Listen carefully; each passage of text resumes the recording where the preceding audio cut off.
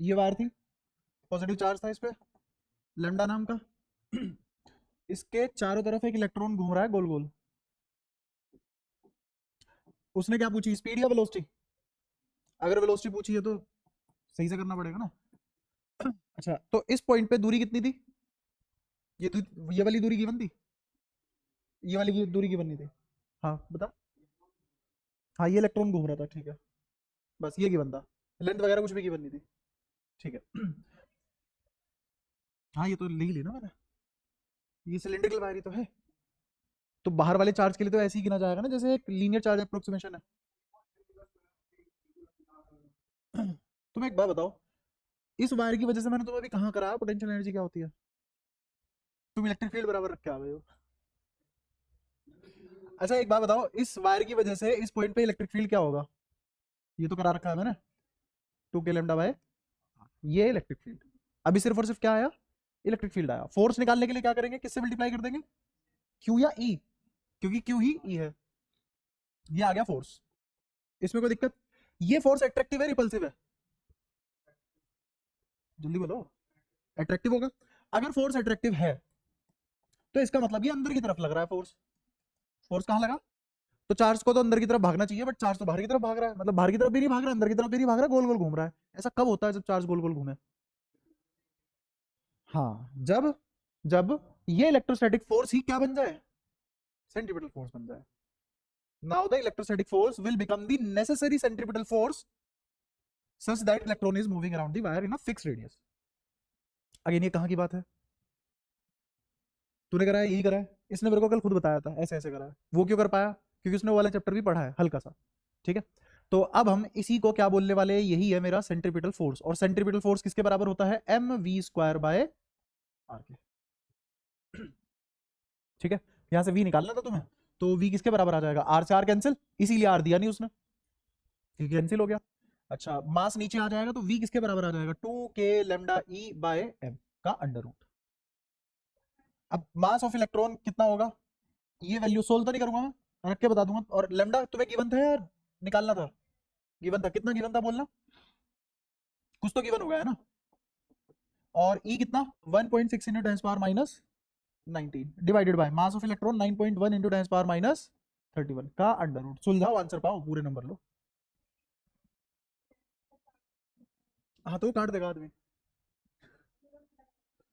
तुम्हारे टीचर की मर्जी है, पूरा कटे ना कटे।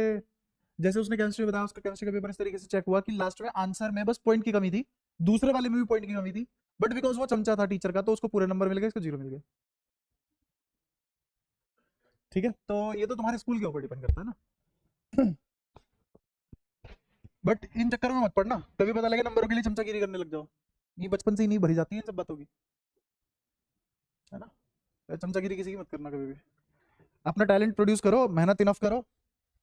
वो तुम्हारे ज्यादा ज्यादा स्कूल में नंबर काट लेगा, बोर्ड में नहीं काट पाएगा। हाँ लेकिन किसी से बहसो भी मत, ऐसी नहीं है कि ठीक है टीचर की चमचागिरी भी नहीं कर रहे, जाके पेल ही दिया टीचर कि इधर कोने में साइड में, ऐसे भी नहीं करना। एक ही बात है, बाहर कौन सा बीच सड़क पे कर लोगे तुम, वहां भी तो किसी साइड में ही लगाओगे उसको। फिर खैर इन सब बातों को सपोर्ट नहीं करना चाहिए, फालतू बातें। अपना चुपचाप जो कहना है सुनो, आगे बढ़ो, अपना बोर्ड में ठोको बढ़िया नंबर। और बताओ इसके अलावा कौन सा क्वेश्चन परेशान कर रहा था तुम्हें? बाकी सारे हो गए, ठीक है। एक वो डायपोल वाला यार, जब उसने बोला है कि क्यू क्यू -2 क्यू, क्वेश्चन में लिख के बोला है उसने, देखा है कल मैंने पेपर। अरे तो फिगर में अकल तो लगा लेता, फिगर में उसने माइनस क्यू दिया, ये माइनस क्यू दिया, और ये -2 क्यू दिया, या फिर ये प्लस क्यू दे दिया मान ले। मेरे को बताया ये दोनों मिलकर डायपोल बना लेंगे, तो फिगर कौन सी फिगर, कुछ तो आई होता होगा ना। नेगेटिव नेगेटिव डायपोल बना लेंगे या पॉजिटिव नेगेटिव डायपोल बनाएंगे इक्वल चार्ज के। तो ये पक्की बात है, या तो ये प्लस होगा, और या फिर ये वाला प्लस होगा और ये वाला माइनस रहा होगा। दो ही पॉसिबिलिटी है, तभी डायपोल के टुकड़े बनेंगे। तो अब ये इक्विलेटरल ट्रायंगल है, एक डायपोल ऐसे, क्योंकि कहां से कहां जाता है dipole moment, negative to positive, एक डायपोल ऐसे, बीच का एंगल 60 डिग्री है, तो ये वाला √3 के मल्टीपल में आ जाएगा, खत्म सवाल, ठीक है। खुद सोचो हमने क्या क्या करा और वो कुछ भी नहीं पूछ पाया उतना। अब तुम वो नहीं पूछ पाया, बट तुम फिर भी नहीं करके आए हो अच्छा पेपर। चलो ठीक है, 7 नंबर का कैपेसिटेंस पूछ लिया, वो मेरे पे है, मान लिया, ठीक है। तो 20 में से 7 हटा दो, 13 में से कितने आने चाहिए तुम्हारे? 13 में से 13 फोड़ लेते हैं, उसमें तो कुछ नहीं छोड़ रखा हमने। कैपेसिटर मैंने पहले ही बताया था, मैं कराऊंगा तुम्हारा कैपेसिटर करंट इलेक्ट्रिसिटी के बाद, तभी फायदा है उसको अच्छे से पढ़ने का, क्योंकि जिस लेवल की हम पढ़ाई पढ़ रहे हैं, जितने अच्छे से हम चीजें करके चल रहे हैं, ऐसा मैं मान रहा हूँ हम अच्छे से करके चल रहे हैं, क्योंकि मैं करा रहा हूँ अच्छे से, तुम्हारा पता नहीं तुम तक कितना पहुंचता है ना? तो ये झूठ अज्यूम करते हुए कि हम बहुत अच्छे से कर रहे हैं, तो अगर उसी लेवल पे हमें हर चीज करनी है तो कैपेसिटर फिर करंट इलेक्ट्रिसिटी के बाद पढ़ना पड़ेगा, तभी वो इतना हिट होगा। ठीक है। आगे की बात करते हैं, हमने क्या क्या कर लिया अभी इस चैप्टर में, कुछ कम ही बचा है, अब तो इक्का दुक्का दिन का ही बचा है चैप्टर, फिर उसके बाद शीट भेज दूंगा आज, वो करना फिर तुम करके लाना घर से शीट। और हमारे पिछले चैप्टर के भी 4 क्वेश्चन नहीं 5 क्वेश्चन बचे हुए हैं एग्जाम्पलर के, तुम्हें याद हो है ना? कॉम्पिटेंसी बेस्ड जो भी तुम्हें फिर डाउट पूछ लेना अपने, दोनों चैप्टर के जो भी डाउट है दुनिया जान के पूछ लेना, और लेवल अप वाली शीट भी कर लेना फिर। ठीक है। हमने क्या किया था वो देख लेता हूँ मैं, क्योंकि तुम एग्जैक्टली तो नहीं बताओगे। डायपोल में भी क्या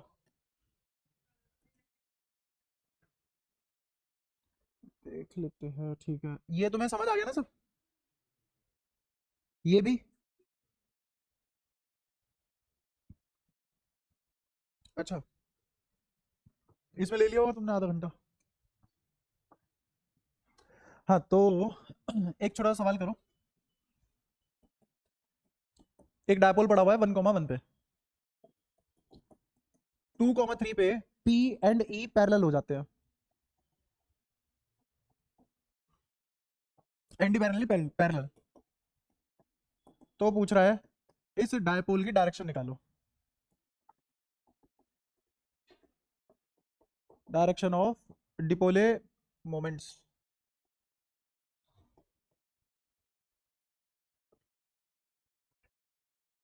फटाफट यही बताओ, ऐसे करने मत बैठो जैसे बहुत होशियार बच्चे हो और तुम्हें रिसर्च वाला सवाल मिल गया, अब तुम एल्वा बैटर की कोई थीम निकाल रहे हो, ऐसा मत करना। यही बताओ। अच्छा, अगर उसने छोटे छोटे सवाल बताया ना, अपने आप होगा तुमसे। अगर उसने पी बोला है कि पी यहाँ पे रखा हुआ है, तो ये किस पॉइंट के कोऑर्डिनेट है? सेंटर ऑफ डायपोल के, शाबाश। तो सेंटर ऑफ डायपोल है एट 1,1। ठीक है। अच्छा, 2,3 पे दोनों पैरेलल हो गए, तो 2,3 पे पैरेलल होने का मतलब ये है जिधर मेरी डायपोल की डायरेक्शन थी उसी में ही अगर आगे जाऊं तो मुझे क्या मिल जाएगा? 2,3। और डायपोल का सेंटर कहाँ पे है? 1,1। तो आर क्या हो गया? आर वेक्टर कितना आ गया? 2 - 1 आई कैप, 3 - 1 टू जे कैप। ये क्या आ गया? आर वेक्टर आ चुका है। ठीक है। अब मुझे जिस डायरेक्शन में आर वेक्टर है, जिस डायरेक्शन में आर वेक्टर है, उसी डायरेक्शन में तो डायपोल मोमेंट है, और जिस डायरेक्शन में डायपोल मोमेंट है उसी डायरेक्शन में इलेक्ट्रिक फील्ड है, तो तीनों पैरेलल हो गए ना। तो कितने भी पैरेलल वेक्टर का यूनिट वेक्टर सेम नहीं होता। ये सब बातें मुझे करनी नहीं चाहिए, क्योंकि मैं तुम्हें बहुत बार बोल चुका हूँ वेक्टर पढ़ लो, वेक्टर पढ़ लो, और ये सब बताया हुआ मैंने वहां पे खोल खोल के। दुनिया में समझ समाज के जितने भी पैरेलल वेक्टर होते हैं सबका यूनिट वेक्टर सेम होता है, क्योंकि यूनिट वेक्टर सिर्फ और सिर्फ डायरेक्शन निकाल के देता है, और कुछ काम नहीं है उसका। ठीक है।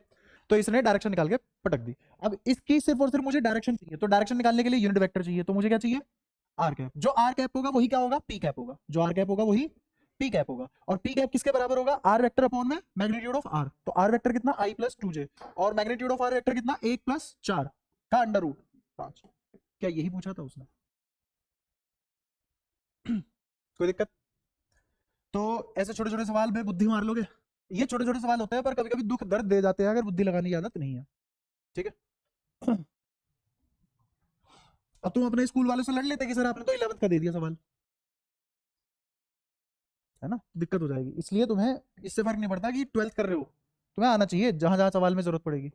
ऐसे एनसीईआरटी में भी क्वेश्चन है ऐसे, जिसमें मैंने तुम्हें बताया था कि चार्ज टू मास रेशियो किसका सबसे ज्यादा, वही क्वेश्चन मोशन लगाई थी हमने, है। तो ये क्वेश्चन मोशन 11वीं का पार्ट है, तो पूछ लेगा 12वीं वाला, क्या दिक्कत है उसमें? वो तो मान के चल रहा है ना कि तुम बिना पैसे दिए आए हो 12वीं में, है ना? ठीक है। हाँ, ये जब मैं तुम्हें कंडक्टर पढ़ा दूंगा, इसमें सेल्फ एनर्जी के बाद एक टॉपिक होगा कंडक्टर और अर्थिंग। जब कंडक्टर और अर्थिंग पढ़ाऊंगा तब शील्डिंग पढ़ाऊंगा, क्योंकि वहीं पे वो तुम्हें ज्यादा समझ में आएगा। शील्डिंग अगर मोटा मोटा बताऊं, ये होता है कि तुम अगर किसी भी कंडक्टर के अंदर जाके बैठ जाओगे तो तुम्हें वहां इलेक्ट्रिक फील्ड फील नहीं होगा, इसका मतलब वहां पे पोटेंशियल में कोई चेंज नहीं आया। बट वहीं पे बाहर वाले स्पेस में पोटेंशियल में चेंज आ सकता है, और बाहर इलेक्ट्रिक फील्ड जहां पोटेंशियल चेंज होगा आएगा, अंदर कोई इलेक्ट्रिक फील्ड नहीं होगा। तो तुमने क्या कर लिया? खुद को शील्ड कर लिया, यू आर शील्डेड। अब तुम्हारे ऊपर इलेक्ट्रिक फील्ड काम नहीं कर सकता। ठीक है। ऊपर ऊपर से ये है, बाकी डिटेल में समझेंगे, इस पर न्यूमेरिकल भी बन सकता है। एक और क्वेश्चन करो।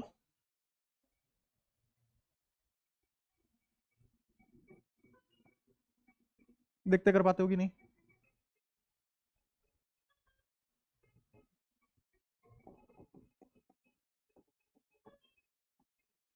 तुम दोनों क्या डिस्कशन चल रहा है? हाँ, वो तो पता ही है मेरे को देखती फोन आ रहा है।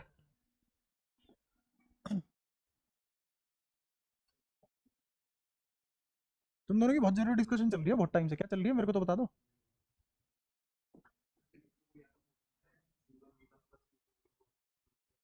हाँ, कॉमन पोटेंशियल ऑफ कैपेसिटर, बता क्या हुआ? अच्छा, क्यों आएगा जब पढ़ा ही नहीं? जो पढ़ा रहा हूँ वही नहीं आ रहा तुम्हारे दिमाग में, बिना पढ़ा हुआ कैसे आ जाएगा?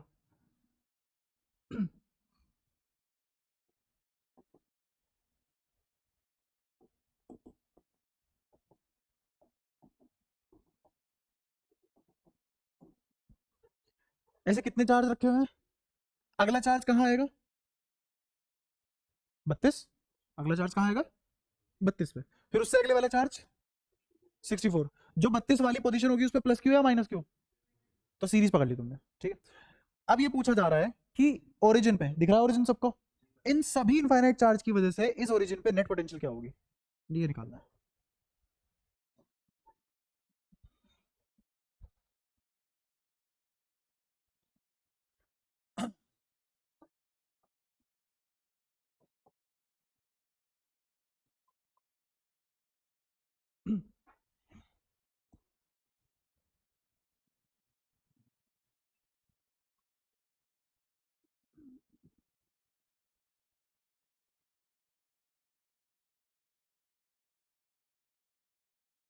किसी की बुद्धि में कुछ आ रहा हो तो बताओ, वरना बिना टाइम फोड़े करते हैं हम अपना आगे का।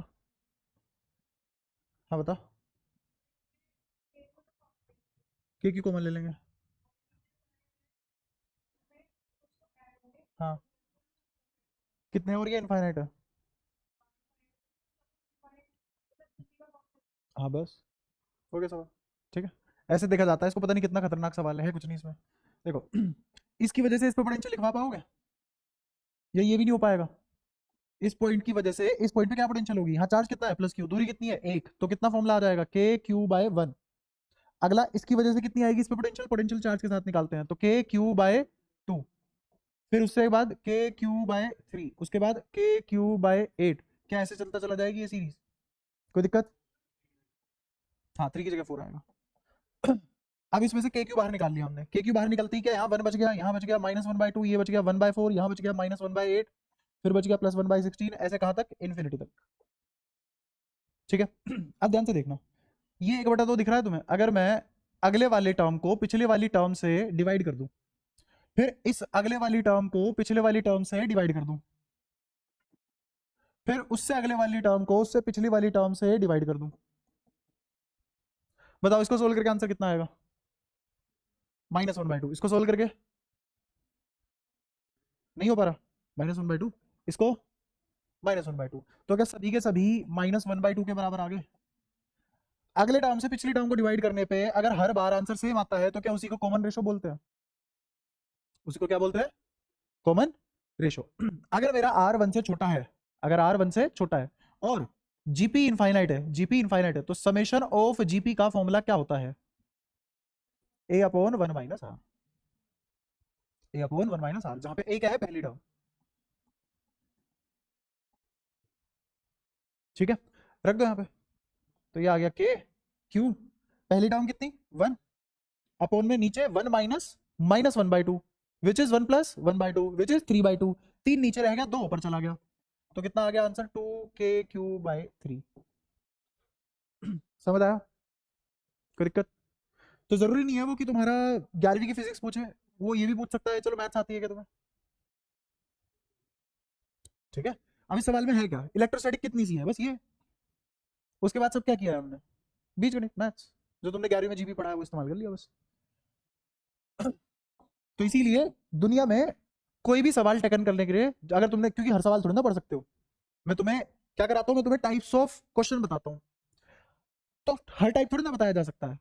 कभी तो दुनिया में नया क्वेश्चन देखोगे जो मैंने ना कराया हो, मैं चाहता हूँ तुमसे वो भी हो जाए, वो कब होगा, जब पढ़ने के साथ साथ हम अकल की प्रैक्टिस करेंगे कि अकल कैसे लगाते हैं। और इसीलिए जो भी मैं पढ़ाता हूँ इतना स्पष्ट समझा के इसीलिए पढ़ाता हूँ ताकि तुम में अकल आए, वो प्रॉब्लम सोल्विंग पावर आए, बहुत जरूरी है वो। वरना जो भी मैंने अभी तक कराया, अगर मेरे को थ्योरी में नोट्स बनवा के करवाना होता, आधे से भी आधे टाइम में करवा चुका होता। ठहर ठहर के रुक रुक के तुम्हारे दिमाग के अंदर भरी जाती है चीजें, इसलिए ताकि तुम्हारी बुद्धि काम करने लग जाए। तो इन चीजों पे ध्यान दिया करो। अच्छा, ऐसे ही आज हमने देखा कि वायर थी हमारे पास, अगर हमें उसकी पोटेंशियल एनर्जी का फॉर्मूला पता होता तो हम डायरेक्ट निकाल लेते, है ना। तो अब मैं निकलवाने जा रहा हूं किसी भी सिलेंडर या वायर की वजह से, सिलेंड्रिकल शेल या फिर वायर की वजह से पोटेंशियल क्या होगी। ठीक है, पोटेंशियल का फॉर्मूला निकालना है। तो इस पे चार्ज होगा लैम्डा, मुझे पता है किसी भी आर दूरी पे जाके पॉइंट चार्ज अप्रोक्सीमेशन अगर लगा दिया जाए तो इस पॉइंट पे इलेक्ट्रिक फील्ड आएगा 2k लैम्डा बाय आर, इतना हमें पहले से आता है। और मुझे क्या निकालनी है, पोटेंशियल। क्या निकालनी है, पोटेंशियल। तो मैं पोटेंशियल भी नहीं बल्कि पोटेंशियल डिफरेंस निकालूंगा। पोटेंशियल डिफरेंस निकाल के रेफरेंस के हिसाब से काम ले लूंगा। क्या चीज, हाँ, E dot D R equals to minus delta V. ठीक है, वही लगाएंगे। तो मैं मान के चल रहा हूं कि मान लो ये कोई ए दूरी पे ए पॉइंट है जहां पोटेंशियल है वी है। ठीक है, ऐसे ही कोई बी दूरी पे बी पॉइंट है जहां पे पोटेंशियल है वी बी। समझ आया। अब मैं निकालना चाहता हूं कि डेल्टा वी कितना है। डेल्टा वी बोले तो वी बी माइनस वी है, मतलब फाइनल माइनस इनिशियल, यही तो डेल्टा वी हो गया। ये निकालना है अपने को। ठीक है, मुझे पता है इलेक्ट्रिक फील्ड, तो जैसे कि इसने कहा, इसकी बुद्धि चली कि ई डॉट डी आर लगा दो। तो ई डॉट डी आर लगाने का मतलब क्या है, ई कितना है 2k lambda by are, direct लिख रहा हूं मैं, इनटू डी आर। क्या लिख दिया मैंने, ई डॉट डी एस या ई डॉट डी आर लिख दिया, कोई दिक्कत। ये किसके बराबर होगा, माइनस डेल्टा वी के बराबर होगा, माइनस डेल्टा वी या माइनस डी वी। ये एलिमेंट छोटा तो ये भी बहुत ज्यादा छोटा। ठीक है, अब इसको क्या करेंगे, क्योंकि ये तो छोटी छोटी वैल्यूज है, मेरे को चाहिए नेट टोटल। टोटल चेंज कैसे निकालेंगे, कहां से कहां तक निकालना है तुम्हें, टोटल चेंज ए से लेके बी तक। तो इंटीग्रेट करेंगे, कंटिन्यूअस चीजों का एडिशन इंटीग्रेशन से ही होता है। पोटेंशियल कहां से कहां तक है, इस ए पॉइंट पे पोटेंशियल क्या है, वी है। फिर तुम कहां है, बी पॉइंट पे। बी पॉइंट कितना दूर है, बी दूर, और वहां पे पोटेंशियल कितनी है, वी बी। क्लियर हुई ये सारी बात। अच्छा, मैं राइट हैंड साइड लिख रहा हूं, वो आ जाएगी V A minus V B. आनी क्या थी, V B minus V A, but बाहर एक माइनस है, अंदर मल्टीप्लाई कर दिया तो क्या आ गया, V A minus V B. अब इसको सुलझाते हैं, क्या 2k लैम्डा बाय, सिर्फ 2k लैम्डा बाहर आ गया, कांस्टेंट है, अंदर कौन बचा, integration of 1 by R. 1 by R का इंटीग्रेशन इज log r, और 1 अपॉन x का integration with respect to x log x होता है या ln x होता है, एक ही बात है। ठीक है, तो यहां पे 1 अपॉन आर डी आर बचा, तो डी आर अपॉन आर का इंटीग्रेशन किसके बराबर आएगा, log आर। लिमिट कहां से कहां तक, ए से B, upper limit minus lower limit, 2k lambda ln b minus ln a बराबर V A minus V B. अब प्रॉपर्टी होती है log की log a minus log b equals to log b upon a। तो 2k lambda ln b by a बराबर V A minus V B. तो किन्हीं भी दो डिफरेंट पोजीशन के लिए डेल्टा वी इतना आता है। ठीक है, तो इस पॉइंट के लिए क्या होगा, अब यहां पे पोटेंशियल क्या निकलेगी, ध्यान से देखना, यहां पोटेंशियल आ जाएगी 2k lambda ln r।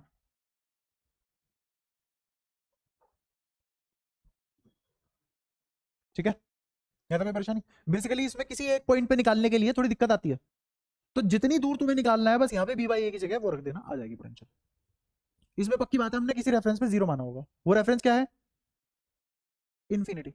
Reference क्या है, इन्फिनिटी।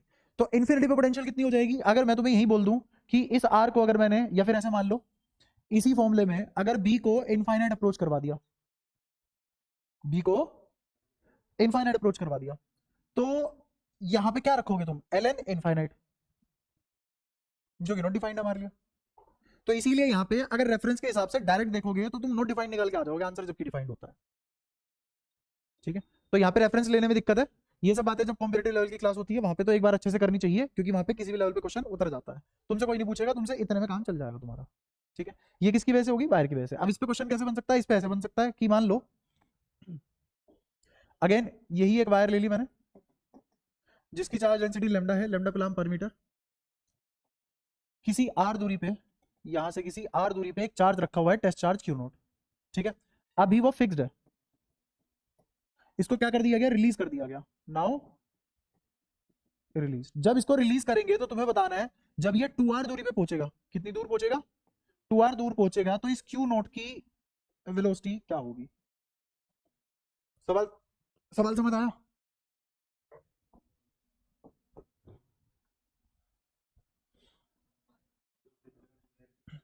हाँ। ठीक है, यही होगा और क्या होगा। भाई तुम कहाँ से कहाँ आए हो? आर से 2R आए हो। तो इसकी पोटेंशियल अगर मैं बी मान लूँ, इसकी पोटेंशियल अगर ए मान लूँ, तो तुम्हें लिखना आता है V A minus V B क्या होगा, क्योंकि माइनस की मल्टीप्लाइड है इसमें, जैसा हमने डेरिवेशन की थी। फिर क्या लिखा जाएगा यहाँ पे? 2k लेमडा एल एन, बाद की दूरी 2R, नीचे R, R से R कट गया तो क्या आ गया? 2k लेमडा एल एन 2, ये आ गया डेल्टा वी। अगर इसमें मैं किसकी मल्टीप्लाई कर दूं? इसमें मल्टीप्लाई कर दूं क्यू की, तो क्या आ जाएगा? Potential energy. और वही किस में कन्वर्ट हो रही है? काइनेटिक में। तो v कितना आ जाएगा यहाँ से? 2 डेल्टा वी बाय m का रूट, रख दो वैल्यू। तो √2 और डेल्टा v कितना आ गया? 2k lambda L N 2 divided by का अंडर रूट, 2 बाहर आ जाएगा, तो ये हो जाएगा k lambda L N 2 by m। ये आ गई वेलोसिटी।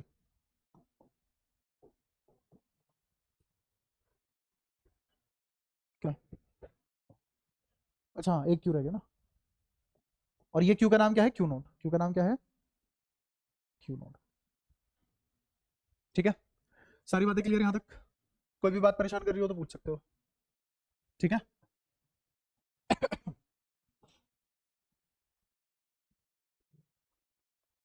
अब हमने वायर की वजह से क्या पोटेंशियल होती है वो भी निकाल ली, शेल की वजह से भी हम पोटेंशियल निकाल चुके थे, अंदर भी और बाहर भी, सॉलिड वाले के लिए भी निकाल चुके थे, होलो वाले के लिए भी निकाल चुके थे। ठीक है, और हमने वायर के लिए भी निकाल ली। अगेन इन सब चीजों के लिए क्या काम आता है? ई डॉट डी आर बराबर माइनस डी वी, है ना, एकमात्र यही सहारा। इसीलिए ये फॉर्मूला 2 दिन पीटा है तुम्हारे सामने मैंने क्लास में भर भर के, ताकि दिमाग में बैठ जाए और तुम्हारे दिमाग में एक इंट्यूशन आने लगे कि यहाँ तो ये फॉर्मूला लगना चाहिए अपने आप, है ना, जादू की तरह। अच्छा ये भी हुआ। तो लास्ट टाइम हमने डायपोल किया था, उससे पहले भी डायपोल किया था, और उससे अब से जो पिछली से पिछली क्लास थी उसमें मैंने potential energy due to dipole की भी बात की थी। ये पी डॉट ई नहीं है, ये क्या है? Potential energy due to dipole. ठीक है, वो क्लास बहुत जरूरी थी तुम्हें लेने के लिए, क्योंकि potential energy due to dipole तुम्हें आनी चाहिए, उसका फॉर्मूला भी आना चाहिए। सीबीएसई के तरीके से मैंने करा दिया था, थोड़ा थोड़ा उसको समझा भी दिया था, है ना। आज एक बार उस पर थोड़ा सा एग्जॉस्टिव डिस्कशन कर लेते हैं, ताकि वो और ज्यादा क्लियर हो जाए। अगेन क्लियर कब होगा? जब तुम्हारा पिछला पढ़ा हुआ होगा। ये है यूनिफॉर्म इलेक्ट्रिक फील्ड।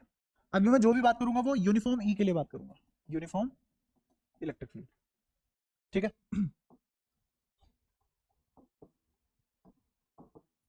मान लो ऐसे कोई डायपोल रखा हुआ है इलेक्ट्रिक फील्ड के बाहर वाले रीजन में, यहाँ इलेक्ट्रिक फील्ड नहीं है, ये डायपोल है जिसकी डायपोल मोमेंट पी है। ठीक है, इस पे कौन सा चार्ज आएगा और इस पे नेगेटिव, इसको उठा के इलेक्ट्रिक फील्ड के अंदर लाना है। ठीक है, जहां इलेक्ट्रिक फील्ड नहीं है, जहां जहां इलेक्ट्रिक फील्ड नहीं है वहां क्या होगा? यहां से यहां आने में क्या होगा? मेरे को बताओ, यहां से यहां तक इसको लाने में, मैं इसको यहां ले आया, कितना वर्क डन होगा? यहां से यहां लाने में कोई वर्क डन नहीं हुआ। शाबाश, अच्छा लगा ये जान के। लेकिन अगर मैं इसको इस इलेक्ट्रिक फील्ड के अंदर यहां कहीं ले आऊं, तो क्या वर्क डन लगेगा? अब तुम्हें बताना है ये वर्क डन नेगेटिव होगा पॉजिटिव होगा? हाँ मैं लाया हूँ, हाँ मैंने काम किया है, मैं इसको यहाँ से यहाँ लेके आया हूँ, तो वर्क डन पॉजिटिव होगा नेगेटिव होगा? हाँ, by external, work done by external agent क्या होगा? पॉजिटिव। चलो देखते हैं। ये पॉजिटिव चार्ज यहाँ से यहाँ आया, ये नेगेटिव चार्ज यहाँ से यहाँ आया, यहाँ से लेके यहाँ तक कोई वर्क डन नहीं हुआ। लेकिन इलेक्ट्रिक फील्ड के अंदर तुम किसको ज्यादा मूव कर रहे हो, पॉजिटिव या नेगेटिव? अब तेरा ध्यान वही रहेगा, छोड़ दे, कोई दिक्कत नहीं, वैसे भी कौन सा लिखवा रहा हूँ मैं कुछ, है ना। यहाँ समझ, यहाँ पे किस पे ज्यादा वर्क डन हुआ है, पॉजिटिव पे नेगेटिव पे? रीजन क्या है? फटाफट बोला करो। इस इलेक्ट्रिक फील्ड में पॉजिटिव तो यहां से यहां तक मूव किया है, मान लो ये दूरी कितनी है x1, ये दूरी कितनी है, तो किस पे ज्यादा मेहनत करी है तुमने? तो इस इलेक्ट्रिक फील्ड में कौन सा चार्ज ज्यादा डिस्प्लेस हुआ? नेगेटिव चार्ज ज्यादा डिस्प्लेस हुआ ना, ये तो बात पक्की है। तो अगर इतना तुम्हें समझ में आता है, तो इसका मतलब मेरा वर्क डन ओवरऑल कैसा होगा? इलेक्ट्रिक फील्ड में नेगेटिव चार्ज को डिस्प्लेस करने के लिए वर्क डन भी तो नेगेटिव ही चाहिए होता है। ये समझ नहीं आता तो ठीक है, याद करो पहली क्लास जिसमें हमने ये बात की थी कि इस इलेक्ट्रिक फील्ड के पास मैंने यहाँ इलेक्ट्रॉन रख दिया, इसमें कोई दिक्कत नहीं है, ठीक है। अब ये जो इलेक्ट्रॉन है इसको मुझे यहां से यहां मूव कराना है, तो मेरी पोटेंशियल एनर्जी क्या होगी, बोल भी दो। पोटेंशियल एनर्जी बढ़ेगी कि घटेगी, पहले तो ये बताओ। हाँ, इलेक्ट्रिक फील्ड के अपोजिट जा रहा हूं तो पोटेंशियल, इलेक्ट्रिक फील्ड के अपोजिट जाने पे पोटेंशियल घटती है, पोटेंशियल बढ़ती है, बढ़ी, पोटेंशियल बढ़ी, ठीक है। और उसमें मल्टीप्लाई कर दो माइनस क्यू की, इसकी वजह से किसी चार्ज की वजह से तो इलेक्ट्रिक फील्ड आया होगा ना यहाँ पे। अब बताओ जैसे जैसे तुम ये आर छोटा करोगे वैसे वैसे पोटेंशियल एनर्जी बढ़ेगी या घटेगी, सोच के बोलना। ये आर घटा, आर घटा, ओवरऑल ये वाली वैल्यू बढ़ी लेकिन नेगेटिव में, तो यू घटेगा। ये खुद से करना था तुम्हें घर जाके, जब मैंने पहला लेक्चर लिया था ये सब सोचना था तुम्हें, तभी तो हम इतना धीरे चल रहे हैं, क्योंकि हर बात मेरे को दोबारा दोबारा बतानी पड़ती है और उतना ही टाइम लेते हो तुम दोबारा दोबारा करने में हर बात। अब मेरे को बताओ यहां से यहां पोटेंशियल एनर्जी कैसी, नेगेटिव पॉजिटिव। अच्छा, और ये भी फॉर्मूला बताया था, work done by external agent is equal to delta U, बताया था। और work done by internal conservative force is equal to minus delta U, ये भी बताया था, बताया था। अगर किसी को ये वाली एनालॉजी समझ में नहीं आई तो ऐसा भी कर सकते हो तुम, मान लो ये कोई इलेक्ट्रिक फील्ड है, ये है माइनस क्यू ए पोजीशन पे, ये है बी पोजीशन, ये है माइनस क्यू, तो बताओ ए पे पोटेंशियल ज्यादा होगी या बी पे पोटेंशियल ज्यादा होगी, ए पे पोटेंशियल ज्यादा होगी बी पे, ए पे पोटेंशियल ज्यादा होगी। हाँ,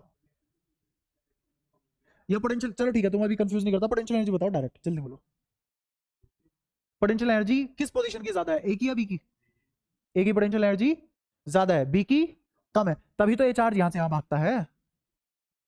डिक्रीजिंग पोटेंशियल एनर्जी के डायरेक्शन में ही तो चार्ज का मूवमेंट होता है, क्योंकि कोई भी पार्टिकल, कोई भी बॉडी कहां आना चाहेगा, अपनी मिनिमम पोटेंशियल एनर्जी कॉन्फिगरेशन पे, तो इसकी पोटेंशियल एनर्जी घटेगी अगर ये इधर दौड़ेगा, सही बात है।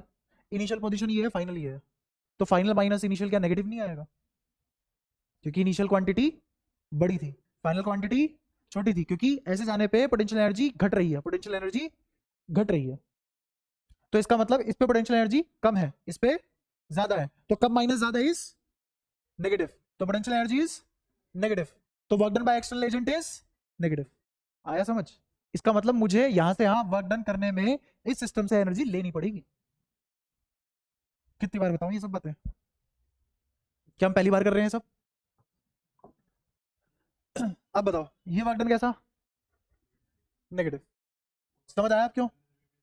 हाँ, work done by conservative positive आता है इधर, क्या सारी बातें क्लियर हैं। डिस्प्लेसमेंट फोर्स स्केल होंगे, लेकिन किस कौन से फोर्स स्केल होंगे, हाँ, तो तभी तो नेगेटिव आया। हाँ, डी डब्ल्यू बराबर एफ डॉट डी एस, ऐसे देख ले, ये तो तूने टेस्ट में भी कोराम मचाया है, इस चक्कर में तुझे यही क्लियर नहीं हो रहा आज तक, डी डब्ल्यू बराबर एफ डॉट डी एस, और ये एक ही बात है, आओ करते हैं, करें। फोर्स बता, इस पॉइंट पे फोर्स कितना लग रहा होगा, ये दूरी, ये दूरी बड़ी है ना, ये दूरी छोटी है, यहां फोर्स यहां कम लगेगा, सही बात है, इसमें कोई दिक्कत, इसको सोल्व कर ले, क्या फोर्स ही नेगेटिव आ जाएगा,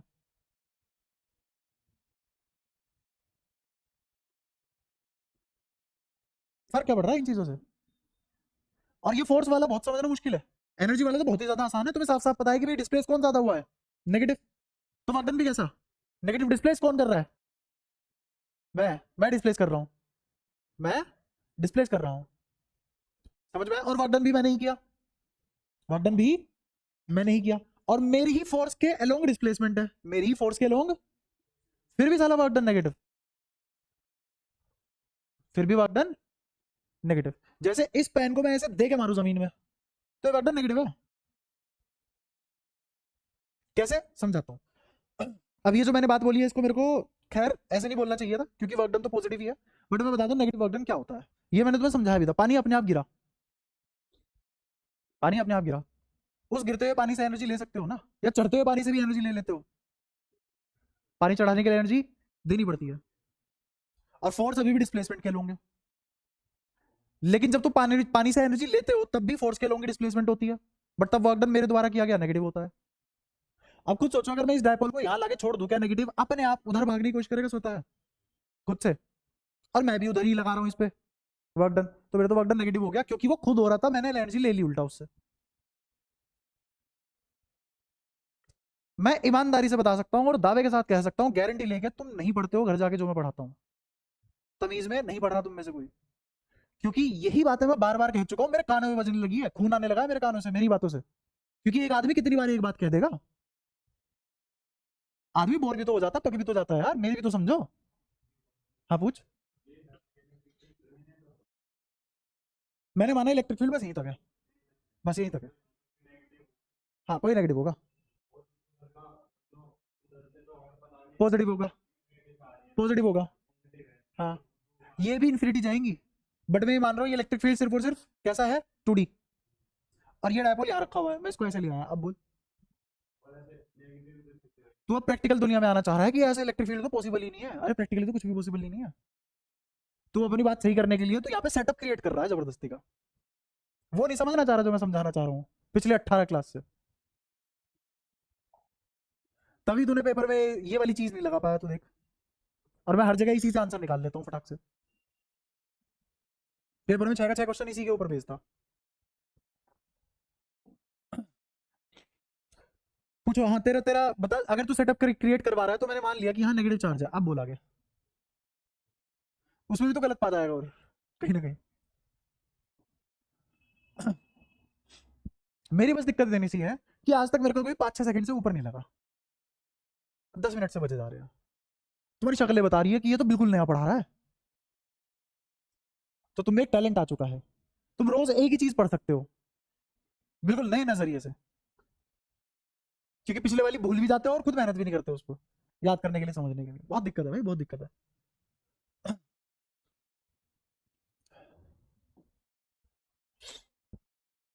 हाँ तो किसी को अगर नहीं समझ में आया, ये दोबारा पूछ लो, आज मैं इस पे आखिरी बात करना चाहता हूँ, मैं दोबारा ये वर्कडन दोबारा नहीं करना चाहता, क्योंकि बहुत टाइम से मैं वर्कडन ही समझा जा रहा हूँ, कब नेगेटिव कब पॉजिटिव, पोटेंशियल एनर्जी कब नेगेटिव कब पॉजिटिव, वर्कडन बाय एक्सटर्नल भी होता है, वर्कडन बाय इंटरनल भी होता है, कंजर्वेटिव फोर्स भी होता है, इनके हिसाब से पोटेंशियल एनर्जी का चेंज क्या होता है, ये सब बातें क्या हुआ, कब लगी, तो फिर वापस करके आता। अच्छा अच्छा, बैठो भाई। तुम्हारी शिद्दत की दाग देते हैं हम।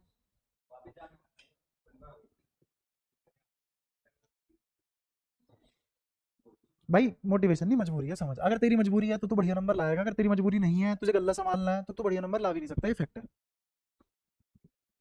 मेरी मजबूरी है बढ़िया पढ़ाना, मैं खराब नहीं पढ़ा सकता, क्योंकि मार्केट में सब खराब पढ़ा रहे हैं, पढ़ के देख लो जाके, खुली छूट है। तुम्हें समझ में आ जाएगा, बट उतने नंबर नहीं आएंगे जितने यहाँ पढ़ के आ जाएंगे, ओपन गारंटी है।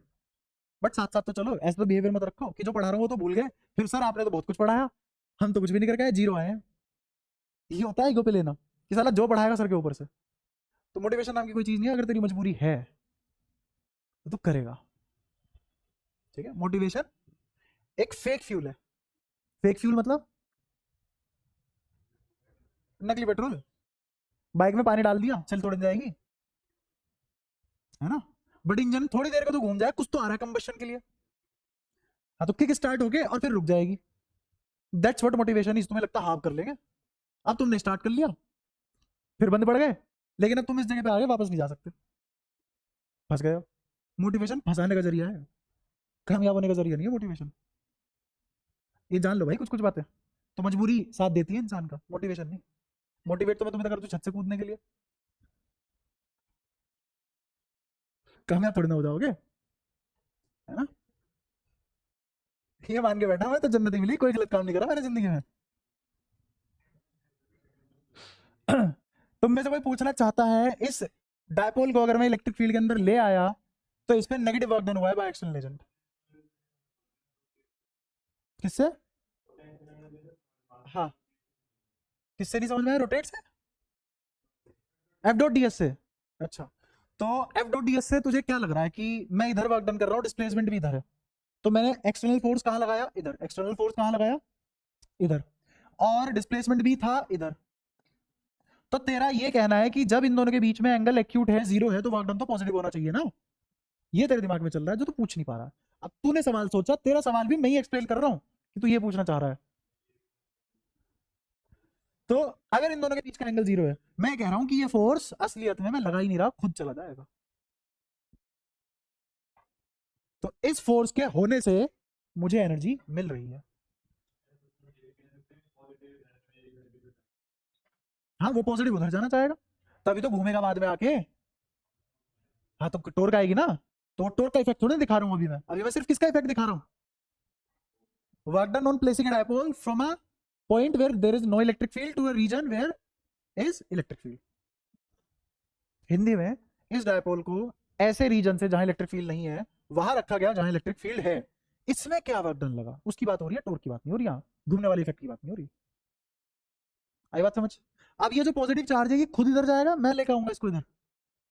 ये नेगेटिव चार्ज खुद इधर जाएगा या मैं लेके आऊंगा इसको इधर? आगे बात समझ में? कर तो ये दोनों भी खुद ही रहे हैं, तो इसका फोर्स और इसकी डिस्प्लेसमेंट इधर खुद, इसका फोर्स इसकी डिस्प्लेसमेंट इधर खुद। और मैं दुनिया वालों को क्या बता रहा हूँ, वर्क डन मैंने करा है।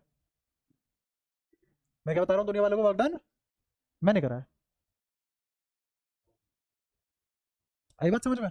ये होता है दूसरों की मेहनत का खाना, नेता यही करते हैं। अब देख वहां लग गया तू अपनी बुद्धि में, अब मैं जो समझाऊंगा फिर तू टेंटे करेगा, फिर दूसरी चीज पूछ लेगा जो मैं समझा के आ चुका हूँ वही।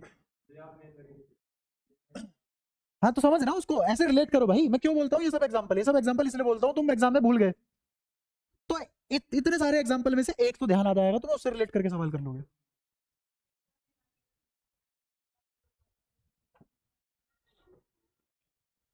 आज जो ये तुम मुझे दिन दिखा रहे हो ना आज का, ये दिन आज के बाद अगर किसी ने दिखा, बैच कैंसिल है, आखिरी दिन है ये तुम्हारा ये सब दिखाने का मेरे को, लिटरली बता रहा हूँ, बैच कैंसिल है। क्योंकि एक आदमी की लिमिट होती है मेहनत करने की, दूसरे उसको पता लग रहा है ना कि मेरे 20 लेक्चर की मेहनत एकदम जीरो के बराबर है, मन नहीं करेगा बिल्कुल भी पढ़ाने का, वो दूसरी नौकरी पकड़ लेगा, पढ़ाएगा नहीं। पर यार ये सारी चीजें पहले लेक्चर में बता के आ चुका हूँ, सारी चीजें पहले लेक्चर में, उसमें तुम हर बार कंफ्यूज हो रहे हो नए नए तरीके से। तुम शुरू तो करो, बीच में तोड़ना उसे कहते हैं जब तुमने कुछ शुरू करा हो पढ़ाई में। क्या शुरू कर लिया तुमने पढ़ाई में? कितने नंबर आए थे? नहीं, टेस्ट में जो आखिरी टेस्ट लिया था कितने नंबर आए थे? अब क्यों भूला है वो मुझे भी पता है, क्योंकि मेरे को याद है वो।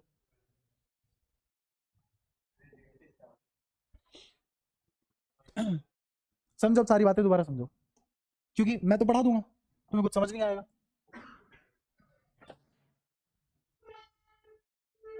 अब मैं हर तरीके से समझाऊंगा चीज, आज के बाद वर्कडन वाला लफड़ा मेरे को चाहिए नहीं। शुरू के 2 लेक्चर बस हमने यही करा है, इसके अलावा कुछ नहीं करा शुरू के 2 लेक्चर। पहले मैं चार्ज की बात करूंगा, ये रहा चार्ज, या फिर पहले ऐसे बात करो,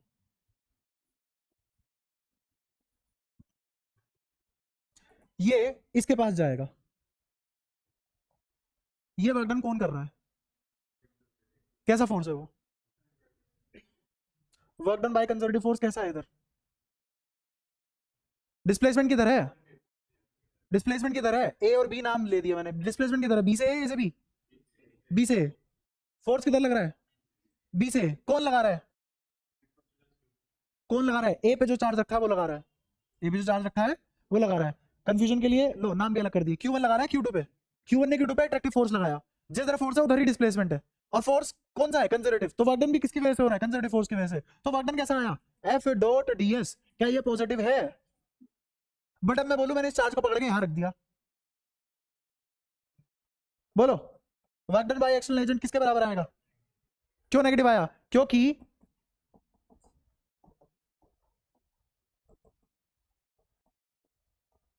याद आया, एक लाइन में समझ कर दिया, वो उसमें भी कंफ्यूज हो जाओगे तुम, पता है मेरे को।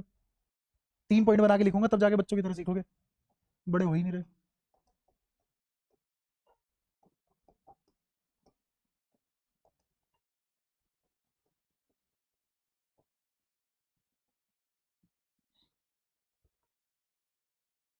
अब आया समझ? तो अगर work done by conservative force positive है, तो इसका मतलब ये है work done by external agent कैसा रहा होगा। और इस work done by external agent negative work done का मतलब होता क्या है, इसका फिजिकल सिग्निफिकेंस क्या है? इसका मतलब है मुझे एनर्जी मिल रही है, मुझे एनर्जी मिल रही है। ये सिस्टम मुझे काम करके दे रहा है, मैं नहीं कर रहा इस पे काम। ये होता है नेगेटिव वर्क डन का मतलब। Work done by external force अगर नेगेटिव है, इसका मतलब क्या है कि सिस्टम को वो नहीं बना रहा, सिस्टम खुद बना। हाँ, आई बात समझ? क्लियर हुआ? लेकिन वहीं पे अगर मैं कोई ऐसा सिस्टम लेता कि ये Q1 प्लस का, ये भी प्लस का Q2, बीच की दूरी जो भी रही होगी ये A ये B, अब बताओ कंजर्वेटिव फोर्स कहां वर्क डन करेगा? कहां से कहां? A टू B फोर्स लगेगा। डिस्प्लेसमेंट भी कहां से कहां होगी? A टू B डिस्प्लेसमेंट होगी, दोनों vector same, angle zero, work done positive. किसके द्वारा? तो work done by external agent यहां पे भी क्या होगा? अब एक और सिस्टम लेता हूं, प्लस क्यू। इस बार मैं फोर्स लगा रहा हूं, अप्लाइड है, इलेक्ट्रोस्टैटिक नहीं है। कौन सा फोर्स है? अप्लाइड फोर्स है। मैंने फोर्स किधर लगाया? ए से बी या बी से ए? बी से ए फोर्स लगाया, बी से ए फोर्स लगाया। लेकिन ए कहां पे फोर्स लगाएगा? ए से बी लगाएगा। क्या मैं इसके अपोजिट फोर्स लगा रहा हूं? लेकिन डिस्प्लेसमेंट किधर है? मेरे फोर्स की तरफ है ना। तो मेरे फोर्स की तरफ डिस्प्लेसमेंट है, तो work done by external agent क्या आया? तो work done by conservative force क्या आ गया? और आधा भी नेगेटिव था। क्यों? क्योंकि ये जो कंजर्वेटिव फोर्स है, इस फोर्स के अगेंस्ट डिस्प्लेसमेंट हो रही है, और जो एफ अप्लाइड है उसके अलोंग डिस्प्लेसमेंट हो रही है। इसका मतलब ये सिस्टम बनाने के लिए मुझे मेहनत करनी पड़ रही है, सिस्टम काम नहीं करके दे रहा। इसका मतलब मैं सिस्टम को एनर्जी दे रहा हूं, मैं सिस्टम को एनर्जी दे रहा हूं। System is consuming my energy. और इन दोनों केस में system is providing energy, system is providing energy. ठीक है, इसको और लॉजिकली समझाता हूं, क्योंकि आज के बाद मेरे को इसमें कोई भी दिक्कत नहीं चाहिए। या तो बहुत पिट जाओगे और या फिर खत्म हो जाएगा बैच, दो ही काम होंगे। मेरे को बताओ, ये Q2 चार्ज छोड़ दिया, इसको रिलीज कर दिया, तो work done by conservative force क्या करेगा? इसके साथ रिपेल करेगा। तो ये चार्ज कहां जाएगा? दूर भागेगा, दूर भागेगा। अब इसकी पोटेंशियल एनर्जी बढ़ी की घटी? कहां गई वो जो घटी है? अरे तुम्हें मिली है, काइनेटिक की फॉर्म में मिली हो, साउंड एनर्जी की फॉर्म में मिली हो, हीट की फॉर्म में मिली हो, किसको मिली है? तो जब कंजर्वेटिव फोर्स काम करता है तो हमें एनर्जी मिलती है, मतलब work done by external agent negative होता है। तो क्या work done by external agent अगर नेगेटिव है तो इसका मतलब क्या है? मुझे एनर्जी कर दिया प्रूफ। सारी बातें लॉजिकल है। ऐसे ही इसमें बताओ, क्या मैं इसकी पोटेंशियल एनर्जी नहीं बढ़ा रहा? तो एनर्जी अपने आप भगवान बना देगा क्या? कन्वर्ट हुई होगी ना। कहां से कन्वर्ट हुई? मेरी मेहनत कन्वर्ट हुई है। तो इसका मतलब मैं सिस्टम को एनर्जी दे रहा हूं, सिस्टम मेरी एनर्जी खा रहा है। यहां सिस्टम मेरे को एनर्जी, तो work done by external agent अगर नेगेटिव है, इसका मतलब क्या होता है? सिस्टम से एनर्जी मिल रही है। और work done by external agent अगर पॉजिटिव है, तो इसका मतलब मुझे सिस्टम पे काम करना पड़ रहा है। समझ आ चुका है? पक्का? या इस डायपोल को यहां से यहां लाया, ज्यादा डिस्प्लेसमेंट कौन से चार्ज की हुई है? और अगर मैं नेगेटिव चार्ज को खुला छोड़ देता तो नेगेटिव चार्ज खुद से कहां जाता? इधर ही जाता ना। तो इसका मतलब ये सिस्टम मेरे को काम करके देगा ना। और अगर सिस्टम मेरे को काम करके देगा तो इसका मतलब मुझे एनर्जी मिलेगी। और अगर मुझे एनर्जी मिल रही है तो work done by external agent is, हो गया तेरा F dot D S clear?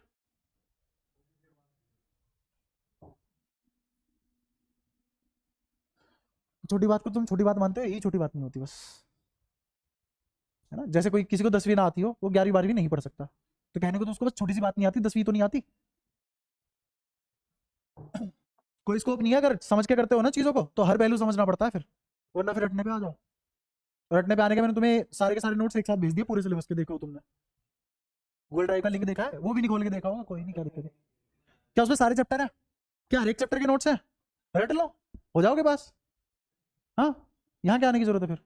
सही बता रहा हूँ मैं, इसमें कोई बुरा मानने वाली बात नहीं है। अगर तुम्हें नंबर ही उतने लाने हैं तो मेरे कोई खून चला रहे हो? घर में बैठ के पढ़ लो, नोट्स दे दिए,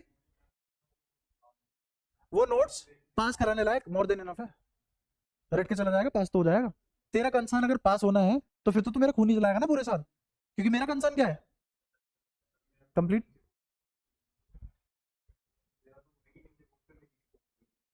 तब तक पता नहीं पैसा बचेगा कि नहीं, इतना फोटो छपवा लूं।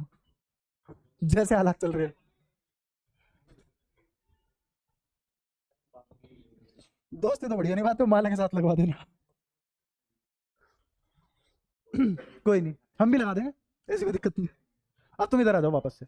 ये डायपोल, बस बस बस, बहुत ज्यादा नहीं पढ़ लिया तुम, पुराना पढ़ा है तुमने। ये डायपोल यहाँ से यहाँ आया तो वर्क डन इज नेगेटिव। समझ आया सबको? हाँ, work done by external agent is negative, मतलब ऑन सिस्टम इज नेगेटिव, मतलब सिस्टम अगर करे तो पॉजिटिव। हाँ, बाय सिस्टम हो तो पॉजिटिव। ठीक है। अच्छा, आप समझो एक और चीज। अगर मैं ये कॉन्फ़िगरेशन 1, मैंने इसको उठा के यहां से यहां ऐसे रखा, लेकिन अगर ये डायपोल ऐसा होता, इस तरीके से रखा हुआ होता, और मैं इसको यहां ले आता अंदर वाले फील्ड में, तो ये कॉन्फ़िगरेशन है 2। सेकेंड कॉन्फ़िगरेशन के लिए क्या कोई मुझे बता सकता है वर्क डन क्या होगा?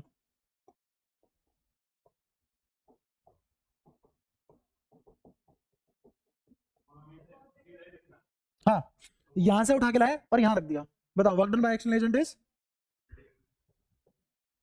जितना पॉजिटिव पे हुआ उतना नेगेटिव पे हुआ। Negative work done positive work done बराबर है। चलो ठीक है, ये बोलो, तीसरे वाले का आंसर करो, तीसरे वाले का आंसर करना।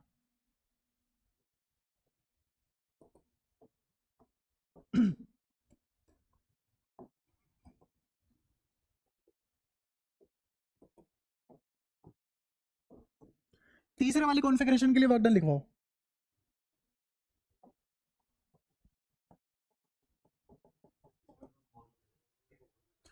बहुत बढ़िया, शाबाश। अब तुम खुद अपनी अकल चेक कर लो कितने पानी में हो तुम्हारा IQ। वर्क डन कितना है यहाँ? नेगेटिव। क्यों? क्योंकि इलेक्ट्रिक फील्ड में कौन सा चार्ज ज्यादा डिस्प्लेस हुआ? यहाँ वर्क डन पॉजिटिव। क्यों? क्योंकि इलेक्ट्रिक फील्ड में कौन सा चार्ज ज्यादा डिस्प्लेस हुआ? और अगर दोनों बराबर डिस्प्लेस हुए तो तुम खुद सोचो क्या आंसर कर रहे थे तुम यहाँ।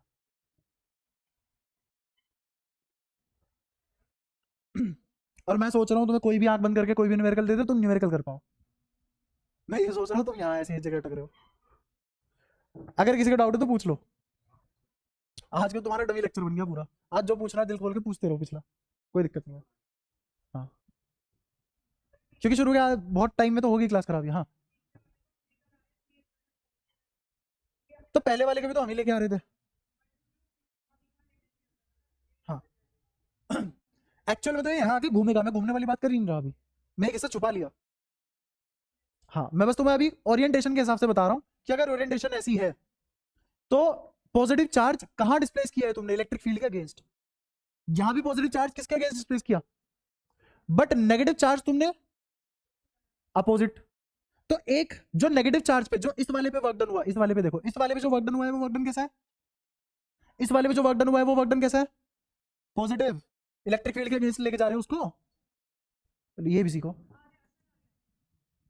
एक नेगेटिव चार्ज है, इसको अगर इलेक्ट्रिक फील्ड के अगेंस्ट लेके जाऊं तो work done by external agent बताओ कितना होगा?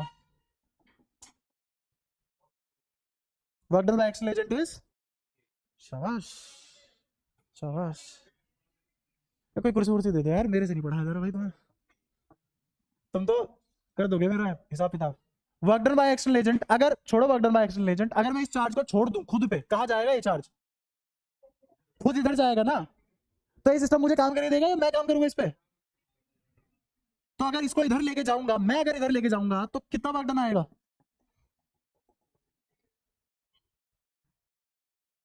समझ आ गया? पक्का? ये बताओ क्यों? हाँ, क्योंकि ये खुद से उधर दौड़ता, बट मुझे इसमें एनर्जी डालनी पड़ रही है अपनी तरफ से, तब जाके इधर मूव करेगा, खुद से नहीं कर पाएगा। तो work done by external agent is, अब एक बार अगर थोड़ा सा भी सुअर का बाल हो अगर आंखों में, तो पहला दूसरा लेक्चर कृपया करके पढ़ना, और ये तुम्हें पता लगेगा जो आज बता रहा हूँ सब वहां बता चुका हूँ।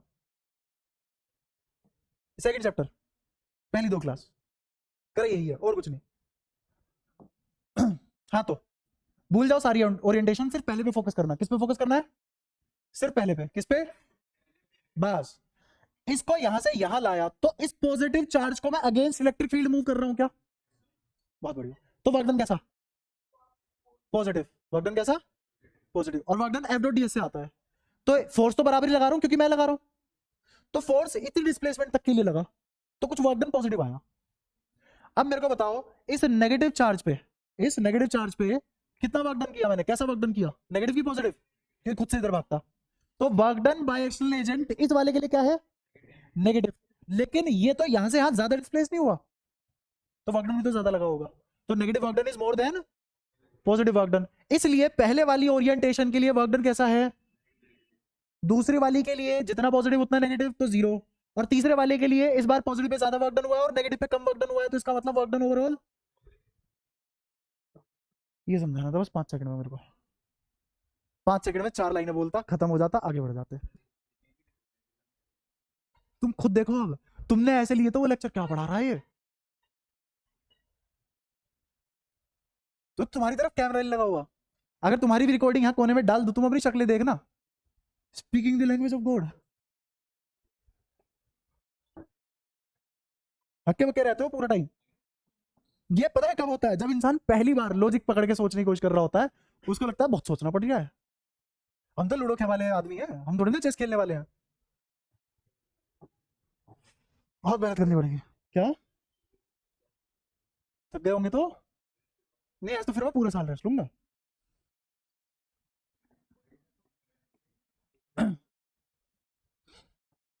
अगर कभी ऐसे work done negative work done positive में कंफ्यूजन हो, तो इमेजिन करना कि अगर मैं खुद छत से कूद जाऊं, एक बार बस मुझे कूदने की जरूरत है। हाँ समझना तो आसान है ना। सुसाइड करना कावर्डली एक्ट क्यों माना जाता है, कुछ लोग मानते हैं कि हिम्मत लगती है सुसाइड करने के लिए, नहीं, तुम्हें बस एक कदम लेना है, बाकी सब नेचर करेगा, है ना। वो तो बात की बात है, वो तो तुम सोच रहे हो ना कि दूसरी मंजिल से आदमी गिर के मर जाता होगा, तो तुम वहां भी अपने आप को कमजोर रख रहे हो, तुम्हें उतनी भी अकल नहीं है कि मिनिमम कितनी हाइट लगती है ना, इस बॉडी में से इसका सेंटर ऑफ मास भगाने के लिए।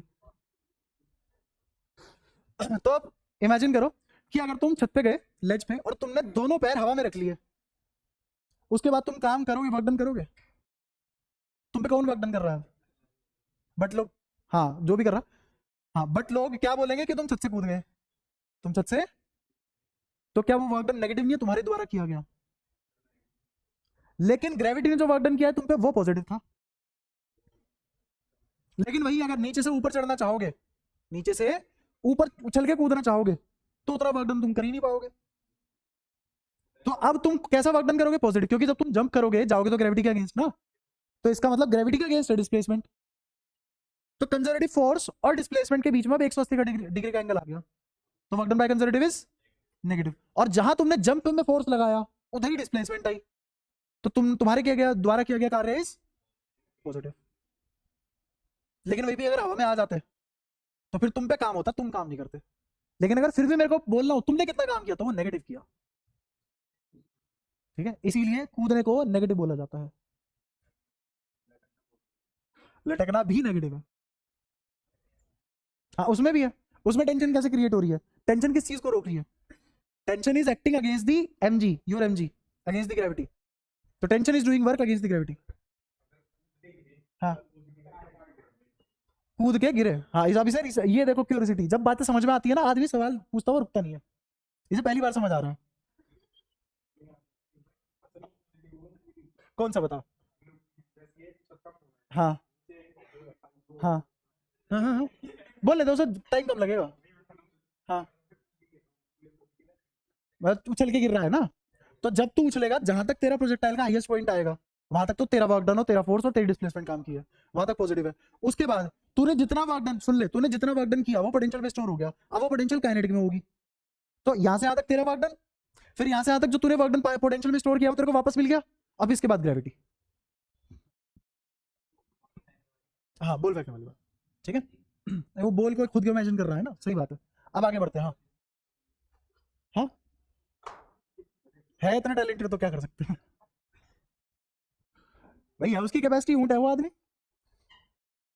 हाँ ले ले, कोई दिक्कत नहीं, ठीक है ठीक है ठीक है।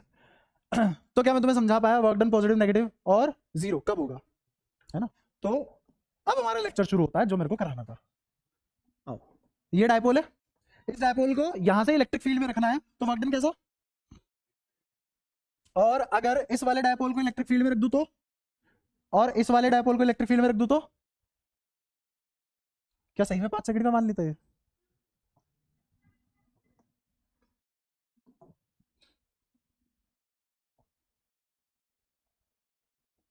अब ये डायपोल आ चुका है इसमें। अच्छा, work done by external agent किसके बराबर होता है दोबारा बताना? क्या प्लस डेल्टा यू के बराबर होता है? होता है। और प्लस डेल्टा यू किसके बराबर होता है? Dipole moment into electric field. Dipole moment into electric field का dot product. Dipole moment into electric field का, ये कहाँ करा हमने? पिछली से पिछली क्लास में। पिछली से पिछली क्लास में। जैसे थोड़ा सा अगर तुम्हें इंसाइट दूं तो ये क्यू 2L लिखा जाएगा और ये E लिखा जाएगा। क्यू ई क्या हो जाता है? फोर्स। और 2L क्या हो जाता है? डिस्प्लेसमेंट। क्या एफ डॉट डी एस नहीं दिख रहा तुम्हें? तो एफ डॉट डी एस ही तो वर्क डन होता है। समझ आया? बट यहाँ पे ये किसके बराबर है? पूछ क्या पूछ रहे हो?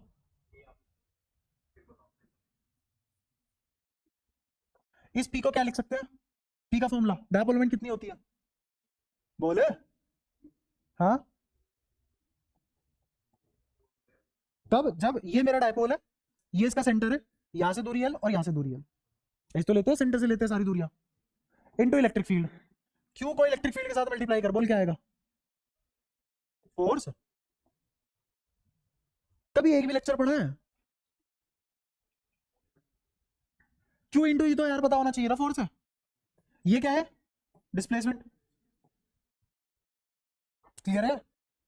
तो फोर्स इंटू डिस्प्लेसमेंट क्या होता है? Work done. तो वही तो लिखा हुआ है पी।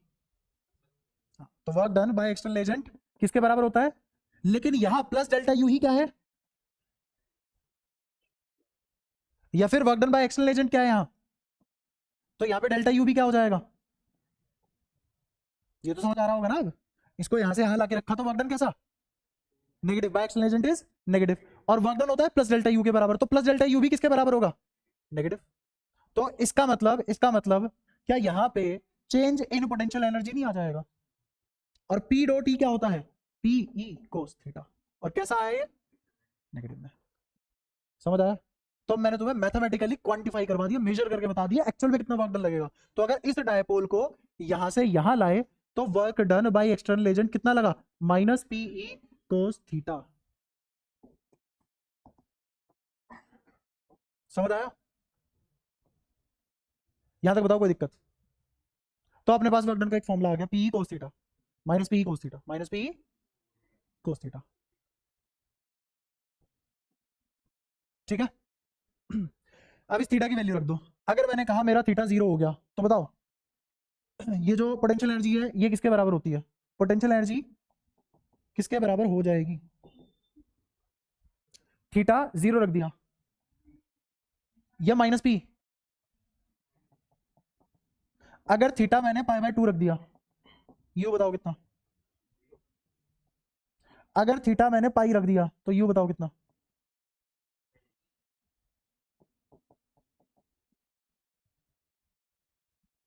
कोई दिक्कत? सारी बातें क्लियर है? पक्का?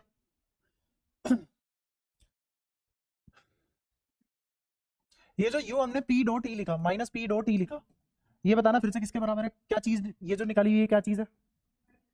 Work done by external agent. वो किसके बराबर है? Potential energy. और वो किसके बराबर है? Minus P. वो किसके बराबर है? तो डिफरेंट डिफरेंट लोकेशन की पोटेंशियल कॉन्फ़िगरेशन निकाल ली बेसिकली मैंने, है ना? और इस पोटेंशियल एनर्जी को बोलते हैं इंटरेक्शन या interacting potential energy. Interacting potential. अच्छा, पोटेंशियल एनर्जी और इंटरेक्टिंग पोटेंशियल एनर्जी में क्या फर्क है वो भी समझ लो। मैं एक एग्जांपल से क्लियर करा सकता हूं तुम्हें ऐसा। जैसे मैंने कहा कि मेरे पास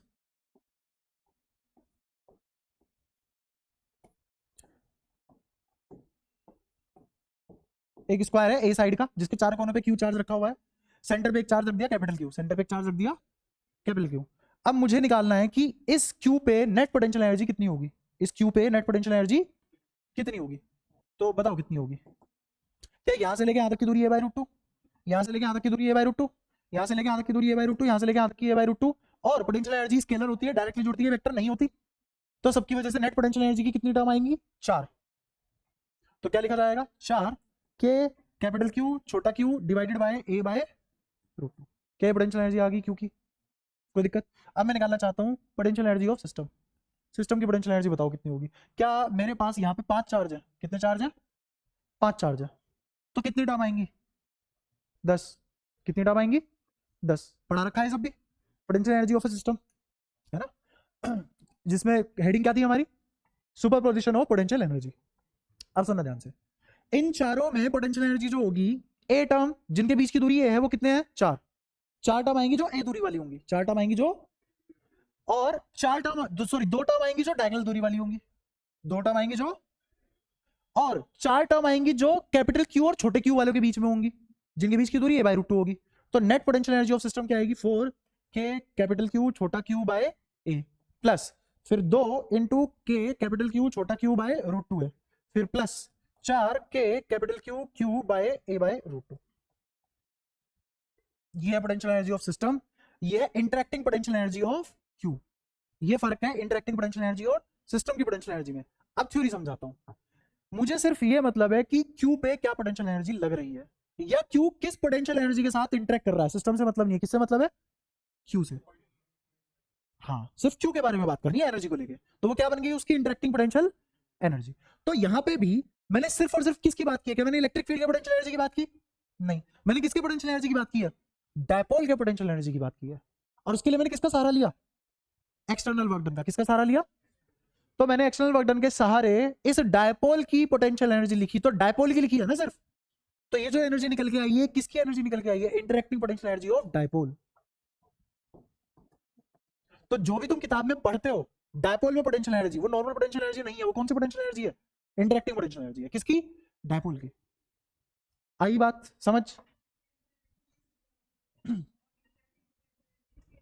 हाँ, जिस पे निकाल रहे हैं, है ना। एक और सवाल जैसे मैं तुमसे यहाँ भी ये भी पूछ सकता था कि मेरे पास 4 चार्ज स्क्वायर के कोने पे रखे हुए हैं, 4 चार्ज स्क्वायर के कोने पे रखे हुए हैं, कितना वर्क डन लगेगा इस क्यू चार्ज को इन्फिनिटी से सेंटर पे लाने के लिए।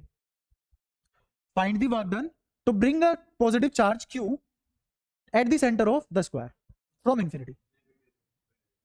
नेगेटिव ऑफ पहले वाला,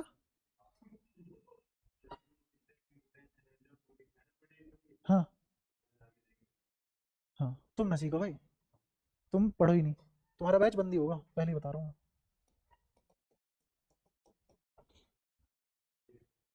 तूने नेगेटिव बोला लिखने को, नेगेटिव क्यों आएगा, तो तो वर्क डन बाय एक्सटर्नल क्या क्या करेगा, तुझे खिलाफ काम करना पड़ रहा है ना, तुझे अपनी मेहनत डालनी पड़ रही है ना, तो पॉजिटिव आएगा ना एक्सटर्नल एजेंट, नेगेटिव कहां से आया, तो तू नेगेटिव क्या बोल रहा था, work done to bring this positive charge from infinity to the centre of the square. मैं अगर मेहनत करूं, इसको कंधे पे लाद के यहां रख दूं सेंटर पे, तो कितना काम करना पड़ेगा, इतना ही तो काम करना पड़ेगा लाला, समझ आया।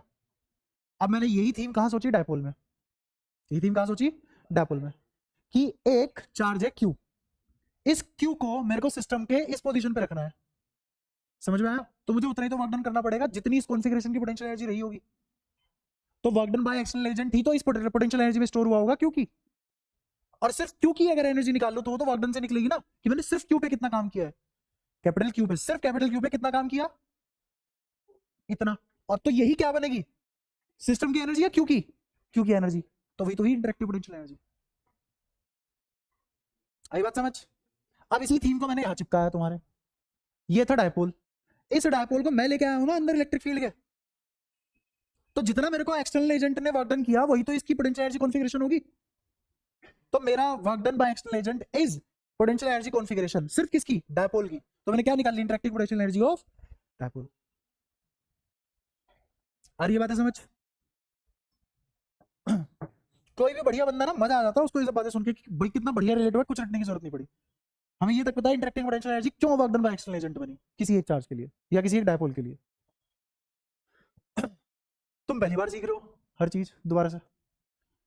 अब बात करते हैं दोबारा से किसकी, अगर मैंने थीटा किसके बराबर रखा, 0, तो क्या पोटेंशियल एनर्जी माइनस पी होगी, ये जो माइनस पी है क्या एक कॉन्फ़िगरेशन की एनर्जी है, कॉन्फ़िगरेशन की, अभी तो पढ़ा के आया हूं यार, कॉन्फ़िगरेशन की तो एनर्जी है, किस कॉन्फ़िगरेशन की एनर्जी है, डायपोल के इस कॉन्फ़िगरेशन की एनर्जी है।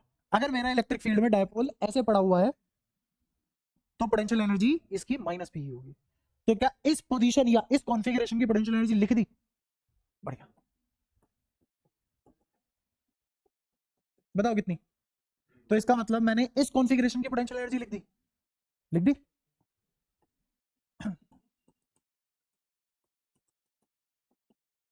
प्लस पी क्यों? क्योंकि कोस 180 की वजह से -1, एक माइनस पहले से, तो माइनस माइनस प्लस। तो इसका मतलब मेरा डायपोल क्या इलेक्ट्रिक फील्ड में ऐसे पड़ा हुआ होगा? मैंने 3 पोजीशन की या 3 कॉन्फ़िगरेशन की पोटेंशियल एनर्जी पढ़ा दी तुम्हें। समझे क्या किया? तो u माइनस पी क्या मिनिमम होगा? u 0 और एक u प्लस पी क्या ये मैक्सिमम होगा? अब तुम दोनों समझना, तुम चारों अभी थोड़ा सा रेस्ट कर सकते हो, है ना, कोशिश कर सकते हो तो समझ लो, वरना रेस्ट भी कर सकते हो। मिनिमम और मैक्सिमम दोनों ही जगह पे potential energy minimum, potential energy maximum दोनों ही जगह पे क्या इक्विलिब्रियम नहीं आता? 11th क्लास ग्राफ याद आया? मैक्सिमा मिनिमा, और उसमें उसके हिसाब से मैक्सिमा मिनिमा होता है, ठीक है।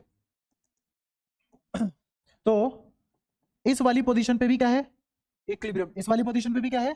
इक्विलिब्रियम। लेकिन मिनिमम पोटेंशियल एनर्जी स्टेट पे कौन सा इक्विलिब्रियम? Stable equilibrium. और मैक्सिमम पोटेंशियल एनर्जी स्टेट पे कौन सा इक्विलिब्रियम? Unstable equilibrium. और इक्विलिब्रियम किसका? फोर्स का कि टॉर्क का है? पूरा कंप्लीट इक्विलिब्रियम, कंप्लीट इक्विलिब्रियम। तो इसका मतलब इस पोजीशन पे एफ नेट भी 0 है और टॉर्क भी 0 है। ऐसे ही इस पोजीशन पे एफ नेट भी 0 है और टॉर्क भी 0 है। प्रूव भी कर सकते हैं हम। टॉर्क का फॉर्मूला लास्ट क्लास में मैंने तुम्हें पढ़ाया, पी साइन थीटा। क्या पढ़ाया? P sine 0 0 torque 0, sine 180 0 torque 0। तो एफ नेट भी बना 0 है, टाउ नेट भी 0 है, यहां पे भी एफ नेट 0 है, टाउ नेट 0 है, दोनों ही इक्विलिब्रियम है। लेकिन फिर स्टेबल अनस्टेबल का है? फील करना इस बात को। डायपोल यहां रखा हुआ है, इमेजिन करो डायपोल यहां रखा हुआ है। इसको अगर मैंने हल्का सा डिस्प्लेस किया तो इस पॉइंट पे किधर फोर्स लगेगा? राइट की लेफ्ट? और इस वाले पॉइंट पे किधर फोर्स लगेगा? राइट की लेफ्ट? लेफ्ट। नेगेटिव है, इलेक्ट्रिक फील्ड इस पे ऐसे फोर्स लगाएगा। तो जब इस पे ऐसे फोर्स लगेगा, इस पे ऐसे फोर्स लगेगा, तो ये इधर से ऐसे और इधर से ऐसे नहीं घूमेगा। तो ये वापस, अगर तुमने इसको ऐसे कर दिया तो ये वापस ऐसे नहीं आ जाएगा। क्लियर है ये वाली बात? ऐसे ही ध्यान से सुनो। इस पे तो अपने आप टॉर्क लग रही होगी, इसका तो भगवान मालिक इसलिए है क्योंकि खुद यहां आ जाएगा कुछ टाइम बाद। क्योंकि इस पे, इस वाले पॉइंट पे इलेक्ट्रिक फील्ड इधर फोर्स लगाएगा और इस वाले पॉइंट पे इलेक्ट्रिक फील्ड। किसी एक्सिस के अबाउट दो फोर्सेस, दो बराबर फोर्सेस का अपोजिट डायरेक्शन में लगना कपल जनरेट करता है और उसी से टॉर्क बन जाती है, ठीक है। ऐसे ही इस वाले पे आ जाओ। अगर मैंने इसको हल्का सा भी इधर डिस्प्लेस किया तो अब इस वाले पॉइंट पे कहां फोर्स लगेगा? राइट की लेफ्ट? और इस वाले पे कहां फोर्स लगेगा? राइट की लेफ्ट? लेफ्ट। तो क्या ऐसे घूम के यहां नहीं आ जाएगा? पक्की बात है। तो जिस पोजीशन पे था, अगर तुमने इसको डिस्टर्ब कर दिया तो ये वापस इस पोजीशन पे आएगा कभी? ये तो अपने आप आ जाएगा इधर, इस पे आ जाओ। अगर तुमने इसको डिस्टर्ब कर दिया तो क्या वापस अपनी पोजीशन पे आ जाएगा? That's why it is stable और इट इज अनस्टेबल। ये वाला कैसा इक्विलिब्रियम है? ये वाला कैसा इक्विलिब्रियम है? अनस्टेबल। ये कैसा? स्टेबल। ये कैसा? Unstable equilibrium. समझ आया? तो दोनों पे ही 0 है। क्या खुद से घूमेगा? खुद से नहीं घूमेगा। ये खुद से घूमेगा? ये खुद से घूमेगा? नहीं। लेकिन अगर मैंने हल्का सा भी डिस्टर्ब किया तो अपने आप घूमेगा। ये हल्का सा भी डिस्टर्ब हुआ तो अपनी पोजीशन पे वापस आएगा, ये कभी नहीं आएगा। क्या दोनों सिनेरियो में अच्छे से फर्क समझ आ चुका है? पक्की बात है, ठीक है। तो कोई भी पार्टिकल क्या अपनी मिनिमम पोटेंशियल एनर्जी स्टेट को अचीव करना चाहता है? तो इसमें तीनों में से कोई सी भी पोजीशन हो डायपोल की, तो डायपोल कौन सी एनर्जी स्टेट में एंटर करना चाहेगा? 1 2 3 में से पहली वाली में। डायपोल हमेशा कौन सी कॉन्फ़िगरेशन में रहना चाहेगा? इसीलिए खुद वापस यहां आ रहा है, ये वाला खुद डिस्प्लेस करने के बाद खुद वापस यहां आ रहा है। और ये कहां जा रहा है? अब मेरा एक और सवाल, इलेक्ट्रिक फील्ड टॉर्क लगा ही क्यों रहा है इस पे? ये एक्सटर्नल इलेक्ट्रिक फील्ड इस पे टॉर्क लगा ही क्यों रहा है? क्योंकि अभी इसकी पोटेंशियल एनर्जी 0 है, मिनिमम नहीं है। मिनिमम कितनी है? Minus P. और माइनस पी कहां मिलेगी? इस पोजीशन पे। इसलिए यहां से यहां घूम के आना तो टॉर्क के बस की बात है, तो इसीलिए यहां टॉर्क लगेगा।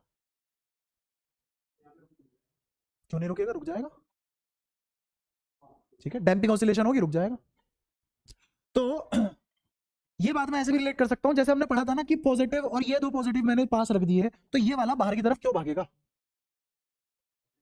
हाँ, तो इसलिए फोर्स लगेगा, क्योंकि पोटेंशियल एनर्जी फोर्स के माध्यम से ही तो बदल सकती है खुद को। फोर्स इज इंटरेक्टिंग एजेंट, उसके बिना पोटेंशियल एनर्जी में खिलवाड़ नहीं होता। तो ये इस कॉन्फ़िगरेशन से इस कॉन्फ़िगरेशन में, यहां से इस कॉन्फ़िगरेशन में क्यों आ रहा है? P achieve, minimum P achieve करने के लिए। और किसके थ्रू करेगा? या तो फोर्स या टॉर्क। फोर्स लग नहीं रहा है यहाँ पे, क्यों? क्योंकि नेट फोर्स जीरो है तीनों केस में। क्यों जीरो है? क्योंकि जितना फोर्स इधर लगा उतना फोर्स इधर लगा, जितना फोर्स इस एंड पे लग रहा है उतना फोर्स इस एंड पे लग रहा है। क्यों? क्योंकि जितना ये प्लस है उतना ही ये माइनस है, जितना ये प्लस है उतना ही ये मैग्नीट्यूड बराबर हो गया, मैग्नीट्यूड बराबर हो गया, है ना। और फोर्स क्या होता है? क्यू इंटू ई, क्यू इंटू ई। ई हमने भगवान की तरह से क्या ले रखा है? यूनिफॉर्म, मतलब कांस्टेंट। और चार्ज का मैग्नीट्यूड दोनों का बराबर है, दोनों के लिए इलेक्ट्रिक फील्ड भी बराबर है, तो दोनों का क्यू डॉट ई बराबर है। क्यू डॉट ई कह रहा हूं, क्यू इंटू ई दोनों का बराबर है। तो जब दोनों का क्यू इंटू ई बराबर है, दोनों पे फोर्स भी तो बराबर है, लेकिन डायरेक्शन, तो एफ नेट तो तीनों ही केस में जीरो है। एफ नेट तीनों ही केस में जीरो है। तो यहाँ पे एफ नेट कितना? Zero. But torque maximum zero कैसे आ गया? 90 डिग्री है रकमा, टॉर्क कैसे जीरो आ गया भाई? मैक्सिमम आ रहा है। अच्छा, नॉट जीरो, ठीक है। तो ये सारी बातें समझ में आई? क्लियर है? तो अगेन सवाल क्या है कि ये टॉर्क लगाई क्यों रहा है? क्या पड़ी है इसको टॉर्क लगाने की? इलेक्ट्रिक फील्ड क्यों टॉर्क लगा रहा है? हाँ, ताकि वो मिनिमम पोटेंशियल एनर्जी स्टेट में आ जाए। इसीलिए डायपोल को इलेक्ट्रिक फील्ड हमेशा अपनी कॉन्फ़िगरेशन में लगाने की कोशिश करता है। इसीलिए एक्सटर्नल इलेक्ट्रिक फील्ड डायपोल को हमेशा अपने साथ अलाइन करवाना चाहता है, अपने साथ अलाइन। अब मैं और बात कनेक्ट करता हूं, सारी बातें कनेक्ट करता हूं एक ही लाइन में। तुम्हें याद हो कि हमारी डायपोल मोमेंट हमेशा इलेक्ट्रिक फील्ड के पैरेलल आती थी एक्सियल लाइन पे। यही रीजन है, यही रीजन है, क्योंकि एक्सटर्नल इलेक्ट्रिक फील्ड क्या करेगा? हमेशा डायपोल मोमेंट को अपने अलोंग अलाइन करवाएगा। क्यों? ऐसा करने से minimum potential energy state achieve होती है। होगी सारी बातें कनेक्ट? अब बताओ कोई दिक्कत? इसीलिए मैंने फर्स्ट चैप्टर में नहीं पढ़ा है डायपोल, है ना। फर्स्ट चैप्टर में मैं क्या पढ़ा था? फर्स्ट चैप्टर में तुम्हें इसकी डेरिवेशन देता, दो लाइनों की पोटेंशियल एनर्जी की डेरिवेशन देता, 5 मिनट तुम भी खुश मैं भी खुश, खत्म बात। पर नंबर खुश होने से नहीं आते, मेहनत करने से आते हैं। इक्वेटोरियल में एंटी पैरेलल इसलिए लगती है क्योंकि उसको एक्सियल में आना है ना, और एक्सियल में कब आ पाएगा? जब एंटी पैरेलल लगेगी। हाँ हाँ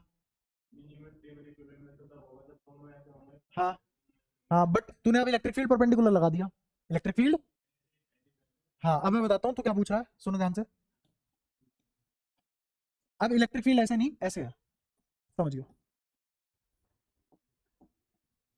और तूने डायपोल ऐसे रख रखा है, क्योंकि अब इलेक्ट्रिक फील्ड एक्सटर्नल है, ध्यान से सुनियो, क्योंकि इलेक्ट्रिक फील्ड, तो इलेक्ट्रिक फील्ड की तो डायरेक्शन नहीं बदलेगी, नहीं बदलेगी ना। तो कौन बदल सकता है अपनी डायरेक्शन? और डायपोल फिर से कहाँ जाएगा घूम के? यहाँ। आई बात समझ में? यहाँ कब आएगा? टॉर्क कब लगेगी? जब फोर्सेस पैरेलल एंटी पैरेलल में खेलेंगे, फोर्सेस पैरेलल और एंटी पैरेलल में खेलेंगे। हाँ, और भी स्पष्ट भाषा में अगर तुम्हें सीखना हो तो फोर्स, सॉरी, टॉर्क क्लॉकवाइज या एंटी क्लॉकवाइज, टॉर्क क्लॉकवाइज या एंटी क्लॉकवाइज, उसके हिसाब से वहां चीजें आती हैं।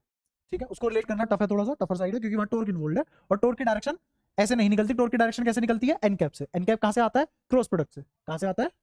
क्रॉस प्रोडक्ट से। तो मैं सम अप कर देता हूं, टॉर्क का फॉर्मूला हमने क्या पढ़ रखा है? पी क्रॉस ई। और पोटेंशियल एनर्जी का फॉर्मूला क्या पढ़ लिया हमने? पोटेंशियल एनर्जी का formula is minus P dot E. ये जो मैंने पोटेंशियल एनर्जी का फॉर्मूला पढ़ा है, ये क्या है? Configurational energy, interacting energy. और ये कहां से निकाला हमने? Work done by external agent. वही भी अगर मैं तुमसे पूछ लूं work done by internal conservative force, तो क्या वो प्लस का पी डॉट ई नहीं आ जाएगा? कि सारी बातें समझ आई, कौन सा फॉर्मूला कहां कैसे औकात बदल रहा है अपनी, कब पलटी मार रहा है, कब रंग खेल रहा है। ठीक है, अब मैं तुम्हें एक छोटा सा सवाल दूं, अगर कि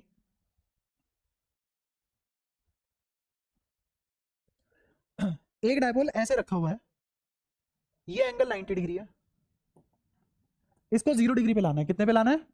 0। वैसे डिग्री नहीं है, रेडियन होता है, क्योंकि ये भी एंगल मैंने रेडियन में लिया है, तो π/2 रेडियन से 0 रेडियन पे लेके आना है। ठीक है, मुझे बताओ work done by external agent क्या होगा?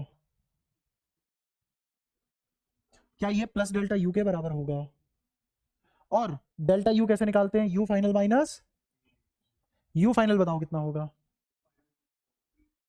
यू फाइनल कितना होगा? बोलो।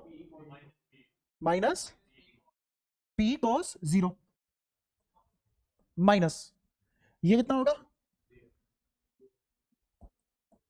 तो क्या आंसर माइनस पी ई आ गया? बताओ कोई परेशानी?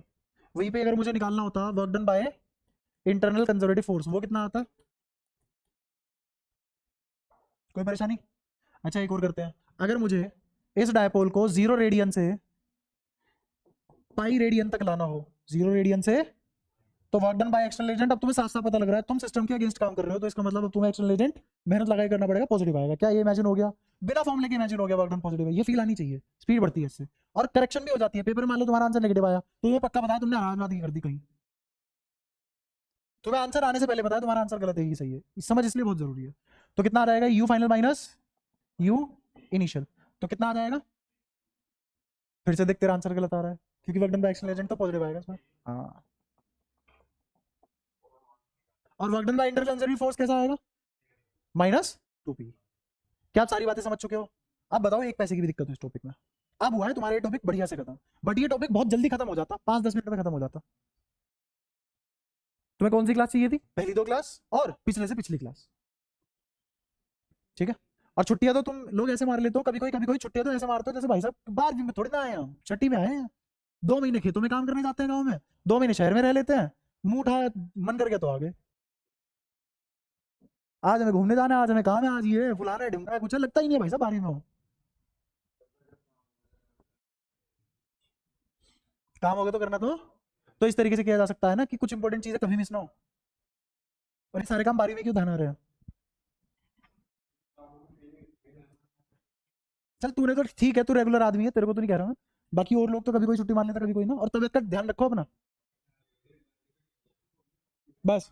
सामने, हाँ उसकी तो शादी है, उसने बहुत पहले बताया, उसकी बहन की शादी है, हाँ उसने बहुत पहले बता दिया था। तो उसने, ये होता है ना थोड़ा मतलब रेस्पॉन्सिबल बच्चा, सीरियस तो मैं उसको भी नहीं कहूंगा। क्या? नहीं मैं जा नहीं पाता ना। नहीं ये चाह रहा है फूफा वाली बात कर लेगा मेरे से, नहीं मेरे को चाहिए भी नहीं, मैं खुश हूँ। फिर जिम्मेदारी बढ़ जाती मेरी, नहीं मैं चला जाऊंगा, मना भी नहीं करेगा कोई, वो बता। ये देख, ये मैं बता रहा हूँ, ये 12वीं बस नाम के लिए कर रहा है, ये घर में या तो सास या फूफस कुछ तो बनेगा ये, मेल होने के बाद भी ऐसी बातें करनी आती है इसे। तो बहुत रह रहा है इसके साथ। चलो खैर, यहाँ पे भी ध्यान दो, बस बस बस, वरना फिर मैं भी तुम्हारे साथ लग गया तो फिर तुम ही हंसते रहोगे और तुम्हारी पढ़ाई खराब हो जाएगी, मेरे को मजा आ जाएगा। ऐसा नहीं करेंगे पर हम। अच्छा ये सारी बातें अगर तुम्हें समझ में आ चुकी, तो मैं तुम्हें एक और बात सिखाना चाहूंगा, ये नन्हे फूल वालों के लिए, क्योंकि तुम्हारा मास्टर कुछ भी दे देता है पेपर में, तो सेफ खेलने के लिए मैं तुम्हें एक टाइम पीरियड का फॉर्मूला बताना चाहता हूँ, है ना, थोड़ा बहुत एसएचएम से रिलेट कर रहा हूँ इसको, समझो। अगर मेरा डायपोल ऐसे पड़ा हुआ है, ये डायपोल, ये पॉजिटिव ये नेगेटिव, ये स्टेबल इक्विलिब्रियम है, अनस्टेबल इक्विलिब्रियम है, स्टेबल इक्विलिब्रियम है। इसको अगर मैंने ज्यादा डिस्प्लेस कर दिया तो ये डैम्पिंग ऑसिलेशन करेगा। कैसे ऑसिलेशन करेगा? डैम्पिंग छोड़ो, क्या करेगा? ऑसिलेट करेगा। इसका मतलब ये होता है कि कभी भी अगर तुम पॉजिटिव वर्क डन, कैसा वर्क डन, सुनना ध्यान से, पॉजिटिव वर्क डन का मतलब क्या होता है कि तुमने इसको एनर्जी दी है, ली है, दी है। अच्छा क्या यहाँ पे सिर्फ और सिर्फ कंजर्वेटिव फोर्स और मेरा एक्सटर्नल फोर्स इन्वॉल्व है? अब मैंने वर्क डन करके इसको एनर्जी दे दी, कहां स्टोर हुई? वो सिस्टम में। अब वो सिस्टम में स्टोर हो गई, सिस्टम क्या करेगा उस एनर्जी का? कभी ऐसा होता है कि सिस्टम का एनर्जी दे और चुप बैठ गया? नहीं। अब क्या ये एनर्जी लूज कर सकता है क्या? नहीं। कैसे कर देगा? यहाँ कंजर्वेटिव फोर्स के अलावा कोई और फोर्स है नहीं है, क्या अब ये एनर्जी लूज कर सकता है? अगर ये एनर्जी लूज नहीं कर सकता तो अब ये फड़फड़ाएगा इनफाइनिटी के लिए, मतलब एटर्निटी, मतलब हमेशा के लिए, हमेशा के लिए अब ये फड़फड़ाता रहेगा। ऐसे जब नहीं हुआ अभी, शांति से देख, इस डायपोल पे पॉजिटिव वर्क डन करके इसको एनर्जी दे दी, अब ये इस एनर्जी के साथ क्या करेगा? इस कॉन्फ़िगरेशन की पोटेंशियल एनर्जी मिनिमम है क्या? नहीं, तो ये क्या चाहेगा? तो आएगा खुद से मिनिमम पे, बट अब जब ये मिनिमम पे आएगा तो कुछ काइनेटिक में कन्वर्ट होगी ना पोटेंशियल, भाई पोटेंशियल और काइनेटिक, काइनेटिक और पोटेंशियल यही तो कन्वर्जन है अपने पास। क्यों? क्योंकि वर्क डन कंजर्वेटिव फोर्स के थ्रू हो रहा है। अब किसके थ्रू हो रहा है? इनिशियली किसके थ्रू हुआ था? एक्सटर्नल। अब ये कॉन्फ़िगरेशन पोटेंशियल एनर्जी की ज्यादा है, तो ये मिनिमम पोटेंशियल एनर्जी स्टेट पे आएगा, किसमें कन्वर्ट करके? अपनी एनर्जी। तो इसका मतलब ये वेलोसिटी गेन करेगा। क्या गेन करेगा? अब क्या यहां से आने पे वेलोसिटी बढ़ेगी और इस पॉइंट पे मैक्सिमम हो जाएगी। क्यों मैक्सिमम हो जाएगी? क्योंकि इस पोजीशन पे पोटेंशियल एनर्जी मिनिमम है, जीरो कहां से आ गई? -p। इस कॉन्फ़िगरेशन में पोटेंशियल एनर्जी मिनिमम है, तो काइनेटिक एनर्जी, क्यों? क्योंकि कन्वर्जन दोनों में ही हो सकता है, ठीक है। अब यहाँ पे काइनेटिक एनर्जी मैक्सिमम होने का मतलब half M V square maximum, half M तो कांस्टेंट है, कौन मैक्सिमम हुआ, वेलोसिटी। अगर वेलोसिटी मैक्सिमम रुक जाएगा क्या, क्या आगे जाएगा, जब ही आगे जाएगा तो दोबारा से कहां पहुंच गया, मैक्सिमम नहीं, हायर पोटेंशियल एनर्जी स्टेट में, और मिनिमम पीछे छूट गई। अब इसको ध्यान आएगा, रुको रुको सबर करो। अब ये मेरी काइनेटिक किस में कन्वर्ट हो रही है, पोटेंशियल में। अब पोटेंशियल होगी kinetic zero, velocity zero, extreme position आ गई, कौन सी पोजीशन आ गई, फिर या क्या ये खुद से वापस अपनी मिनिमम पोटेंशियल एनर्जी स्टेट में आना चाहेगा, कैसे आएगा, काइनेटिक में कन्वर्ट करके। अब फिर यहाँ पे वेलोसिटी मैक्सिमम, क्योंकि यहाँ पे वेलोसिटी मैक्सिमम हो चुकी है, फिर नहीं रुक पाएगा, फिर ऊपर जाएगा, क्या इनफाइनाइट टाइम तक ऐसे करता रहेगा। अब ये ऑसिलेट करेगा। कौन सी पोजीशन थी ये, स्टेबल इक्विलिब्रियम वाली या अनस्टेबल इक्विलिब्रियम वाली, स्टेबल इक्विलिब्रियम। तो इसका मतलब कभी भी अगर स्टेबल इक्विलिब्रियम पोजीशन को डिस्टर्ब करते हो, कभी भी स्टेबल पोजीशन इक्विलिब्रियम की पोजीशन को डिस्टर्ब करते हो, तो टी इनफाइनाइट के लिए पार्टिकल ऑसिलेट करता है। अब ये हमेशा ऑसिलेट करता रहेगा, हमेशा ऑसिलेट करता रहेगा। डायपोल विल ऑसिलेट, कब तक, जन्म जन्म के साथ तक। ये बात समझ आती है। अब अगर इसी ऑसिलेशन का एंगल बहुत छोटा हो जाए, एंगल बहुत छोटा हो जाए, तो ये एसएचएम करेगा। तो ये क्या करेगा, और एसएचएम का टाइम पीरियड का फॉर्मूला होता है, क्या फॉर्मूला होता है, 2 pi T equals to 2 pi under root l by g, है ना। और अच्छा बताओ ना, तो टाइम पीरियड का फॉर्मूला जनरलाइज नहीं कर सकते तुम, बस मुझे ये बताया कि अब एसएचएम का एक टाइम पीरियड होता है, एसएचएम का एक टाइम पीरियड होता है। हाँ बिल्कुल बिल्कुल। अब वही करते हैं, अब तो सुनना, ध्यान से सुनना। क्या जब तुमने इसको यहाँ इस पोजीशन पे लेके गए तो क्या टॉर्क ऐसे लगेगी, सही बात है। तुमने इसको ऐसे लगाया और रिस्टोरिंग टॉर्क ऐसे लगी, तुमने इसको ऐसे फोर्स लगाया और रिस्टोरिंग टॉर्क, इतनी बात क्लियर है। तो क्या मेरा टॉर्क डायरेक्टली प्रोपोर्शनल है माइनस थीटा के, देखो क्या थीटा तो ऐसे बढ़ेगा ना, और एंटी टॉर्क इस बढ़ते हुए थीटा के अपोजिट लगेगा, तो थीटा और एंटी टॉर्क अपोजिट डायरेक्शन में नहीं हुए। समझ पा रहे हो क्या बोल रहा हूं, तो क्या टॉर्क माइनस के थीटा के बराबर नहीं हुआ, तो क्या ये वेरीफाई नहीं कर गया कि ये एसएचएम है, यही तो कंडीशन होती है एसएचएम की। अब हम निकालेंगे time period of SHM, time period of SHM लेकिन तभी होगा जब एंगल बहुत छोटा होगा। वो कहे कि मैंने 45 डिग्री पे लेके गया तो एक्सटर्नल वर्क डन करना पड़ा और रिलीज कर दिया, क्या भी ऑसिलेट करेगा, तो क्या एसएचएम करेगा, नहीं, क्योंकि 45 बहुत बड़ा एंगल है। अगर उसने बोला 15 डिग्री कर दिया तो अब करेगा, 15 डिग्री कर दिया तो करेगा। मैं बताता हूं एनसीईआरटी के लिए 1 डिग्री से 19 डिग्री स्मॉल एंगल होता है, एनसीईआरटी और नीट के लिए, है ना। वहीं पे ही मेंस और एडवांस के लिए 1 से 14 डिग्री स्मॉल एंगल होता है, क्योंकि 15 डिग्री वो वैल्यू निकालना जानते हैं। हाँ एसएचएम नहीं लगेगा, वो ऑसिलेट करेगा, ऑसिलेशन का टाइम पीरियड का फॉर्मूला नहीं होता हमारे पास, एसएचएम का होता है, ठीक है। तो अब एसएचएम करेगा, क्या करेगा, निकाल लेते हैं। टॉर्क तुम्हें पता है किसके बराबर होता है, टॉर्क बोलो, P sine theta is torque, और टॉर्क आई अल्फा के भी बराबर होता है, हमने कहा पढ़ा है रोटेशन में, 11वीं क्लास में रोटेशन में बच्चा रट के आता है, टॉर्क बराबर आई अल्फा। आई क्या है, मोमेंट ऑफ इनर्शिया, मोए मोए बहुत हुआ है तुम्हारे साथ, ये 11वीं में वही मोए मोए है, ठीक है। तो ये क्या है, आई मोमेंट ऑफ इनर्शिया, और alpha angular acceleration, alpha angular acceleration. अच्छा, क्योंकि अब थीटा बहुत छोटा है, थीटा बहुत छोटा है, तो इसका मतलब साइन थीटा ही थीटा होगा, स्मॉल एंगल अप्रोक्सीमेशन बोलते हैं इसको, ठीक है। तो मेरी इक्वेशन किसके बराबर आ गई, पी ई थीटा बराबर आई अल्फा, तो अल्फा किसके बराबर आ गया, P E theta upon I, और अल्फा का एक और फॉर्मूला पढ़ के आए हो तुम, और उसमें रोटेशन में वो होता है ओमेगा स्क्वायर थीटा, बताओ कोई परेशानी, ठीक है। तो थीटा से थीटा बंदे मात्रम, ओमेगा किसके बराबर आ गया, अंडर रूट पी बाय आई, आई क्या है मोमेंट ऑफ इनर्शिया, ई क्या है इलेक्ट्रिक फील्ड, पी क्या है डायपोल मोमेंट, और ओमेगा क्या है एंगुलर वेलोसिटी। टाइम पीरियड किसके बराबर होता है, क्या टाइम पीरियड होता है 2 पाई बाय ओमेगा, तो टाइम पीरियड किसके बराबर आ गया 2 पाई, ओमेगा को पलट के लिख दो, क्या आ जाएगा under root I by PE, under root I by P. हाँ बोल, किसने कह दिया, अल्फा की बात कर रहा हूं मैं, alpha, alpha omega square R होता है, देख ले पीडीएफ अभी भी स्टोर होगी उसमें, वो क्लास जो कराई थी। हाँ देखते रहना भाई, आज ये एक बात बताओ, पिछले 7-8 सालों में तो ये थीटा ही है, पढ़ा रहा हूं ना, इतने सालों से ये थीटा है। इस आदमी के कहने से 7वें साल मेरे पढ़ाने में यार हो जाएगा।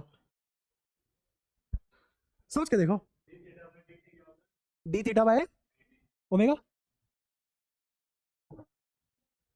ठीक है। चले तेरी बात ऊपर रख लेते हैं भाई। ये किसके बराबर है, समझ गया। D square by D theta करूंगा तो अल्फा आएगा, क्लियर है। और एक D theta by D T को फिर से ओमेगा लिख लूंगा तो मेरे स्क्वायर थीटा बच जाएगा। आगे बात समझ, इसलिए अल्फा इतना है। हो गया प्रूफ। अच्छा, ये टाइम पीरियड का फॉर्मूला आ गया, तो सुंदर भाषा में लिख लेते हैं। Time period equals to 2 pi under root I by T. Again I क्या है, क्या इस सिस्टम का मोमेंट ऑफ इनर्शिया निकाल सकते हैं? क्या बिना मास के कभी कोई चार्ज आ सकता है? और डायपोल मोमेंट होता क्या है, सॉरी डायपोल होता क्या है, सिर्फ डायपोल क्या होता है, एक ऐसी कॉन्फ़िगरेशन जिसमें दो अपोजिट नेचर के चार्ज बहुत कम सेपरेशन पे रखे हो। तो इसका मतलब एक मास इधर होगा, एक मास इधर होगा, बीच में खाली स्पेस होगा। उसको बनाने का तरीका है यार, इधर माइनस इधर प्लस, बिना मास के तो चार्ज एग्जिस्ट करता नहीं, चार्ज आइडेंटिकल है। बीच की दूरी कितनी है, एल, और एल मतलब कितना, 2l। तो इस एक्सिस के अबाउट घूम रही है ना चीजें, ये होगी एक्सिस ऑफ रोटेशन। क्या होगी, एक्सिस ऑफ रोटेशन। तो एक और चीज, ये जो आई, अल्फा, ओमेगा, थीटा, ये सब किसके अबाउट है, अबाउट एक्सिस ऑफ रोटेशन। ये हमेशा एक्सिस ऑफ रोटेशन के अबाउट निकलते हैं। तो तुम्हें सबसे पहले क्या पता होना चाहिए, एक्सिस ऑफ रोटेशन। तो एक्सिस ऑफ रोटेशन ये है, समझ आया। नेट मास ऑफ सिस्टम क्या है, 2m, क्या है 2m। और फॉर्मूला क्या होता है, मोमेंट ऑफ इनर्शिया का फॉर्मूला क्या होता है, एम आर स्क्वायर। किसी भी सिस्टम के लिए क्या होता है फॉर्मूला, m कितना है यहाँ पे 2m, और r कितना है,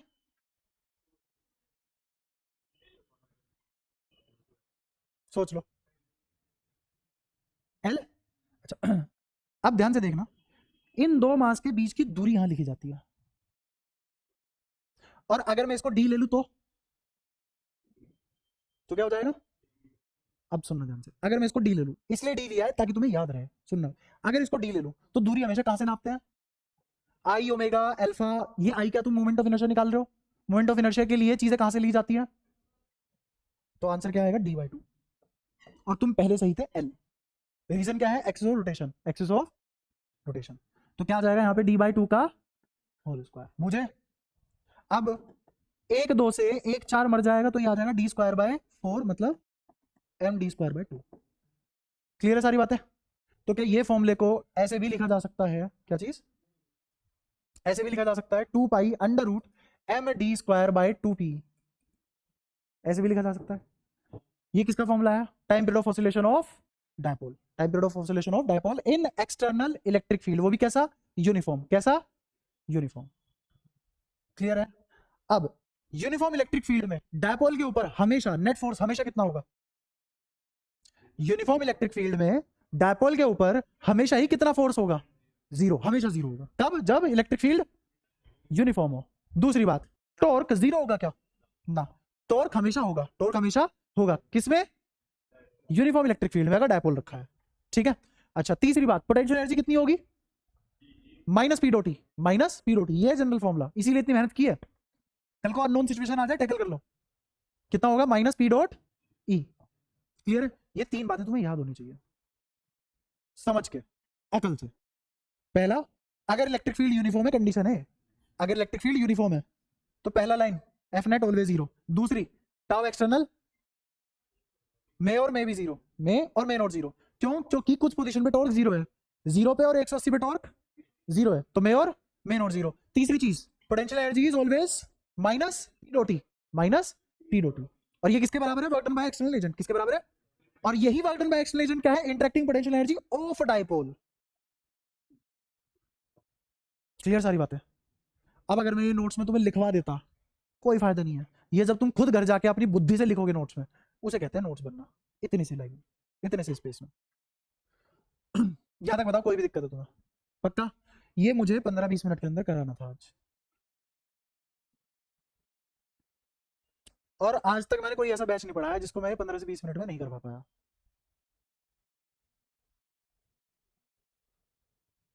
अगर कभी मेरे में ही होती तो मैं मान लेता, क्योंकि 7 साल से यार 7-8 साल हो गए, तो 15 मिनट से फालतू नहीं लगे कभी इन चीजों में।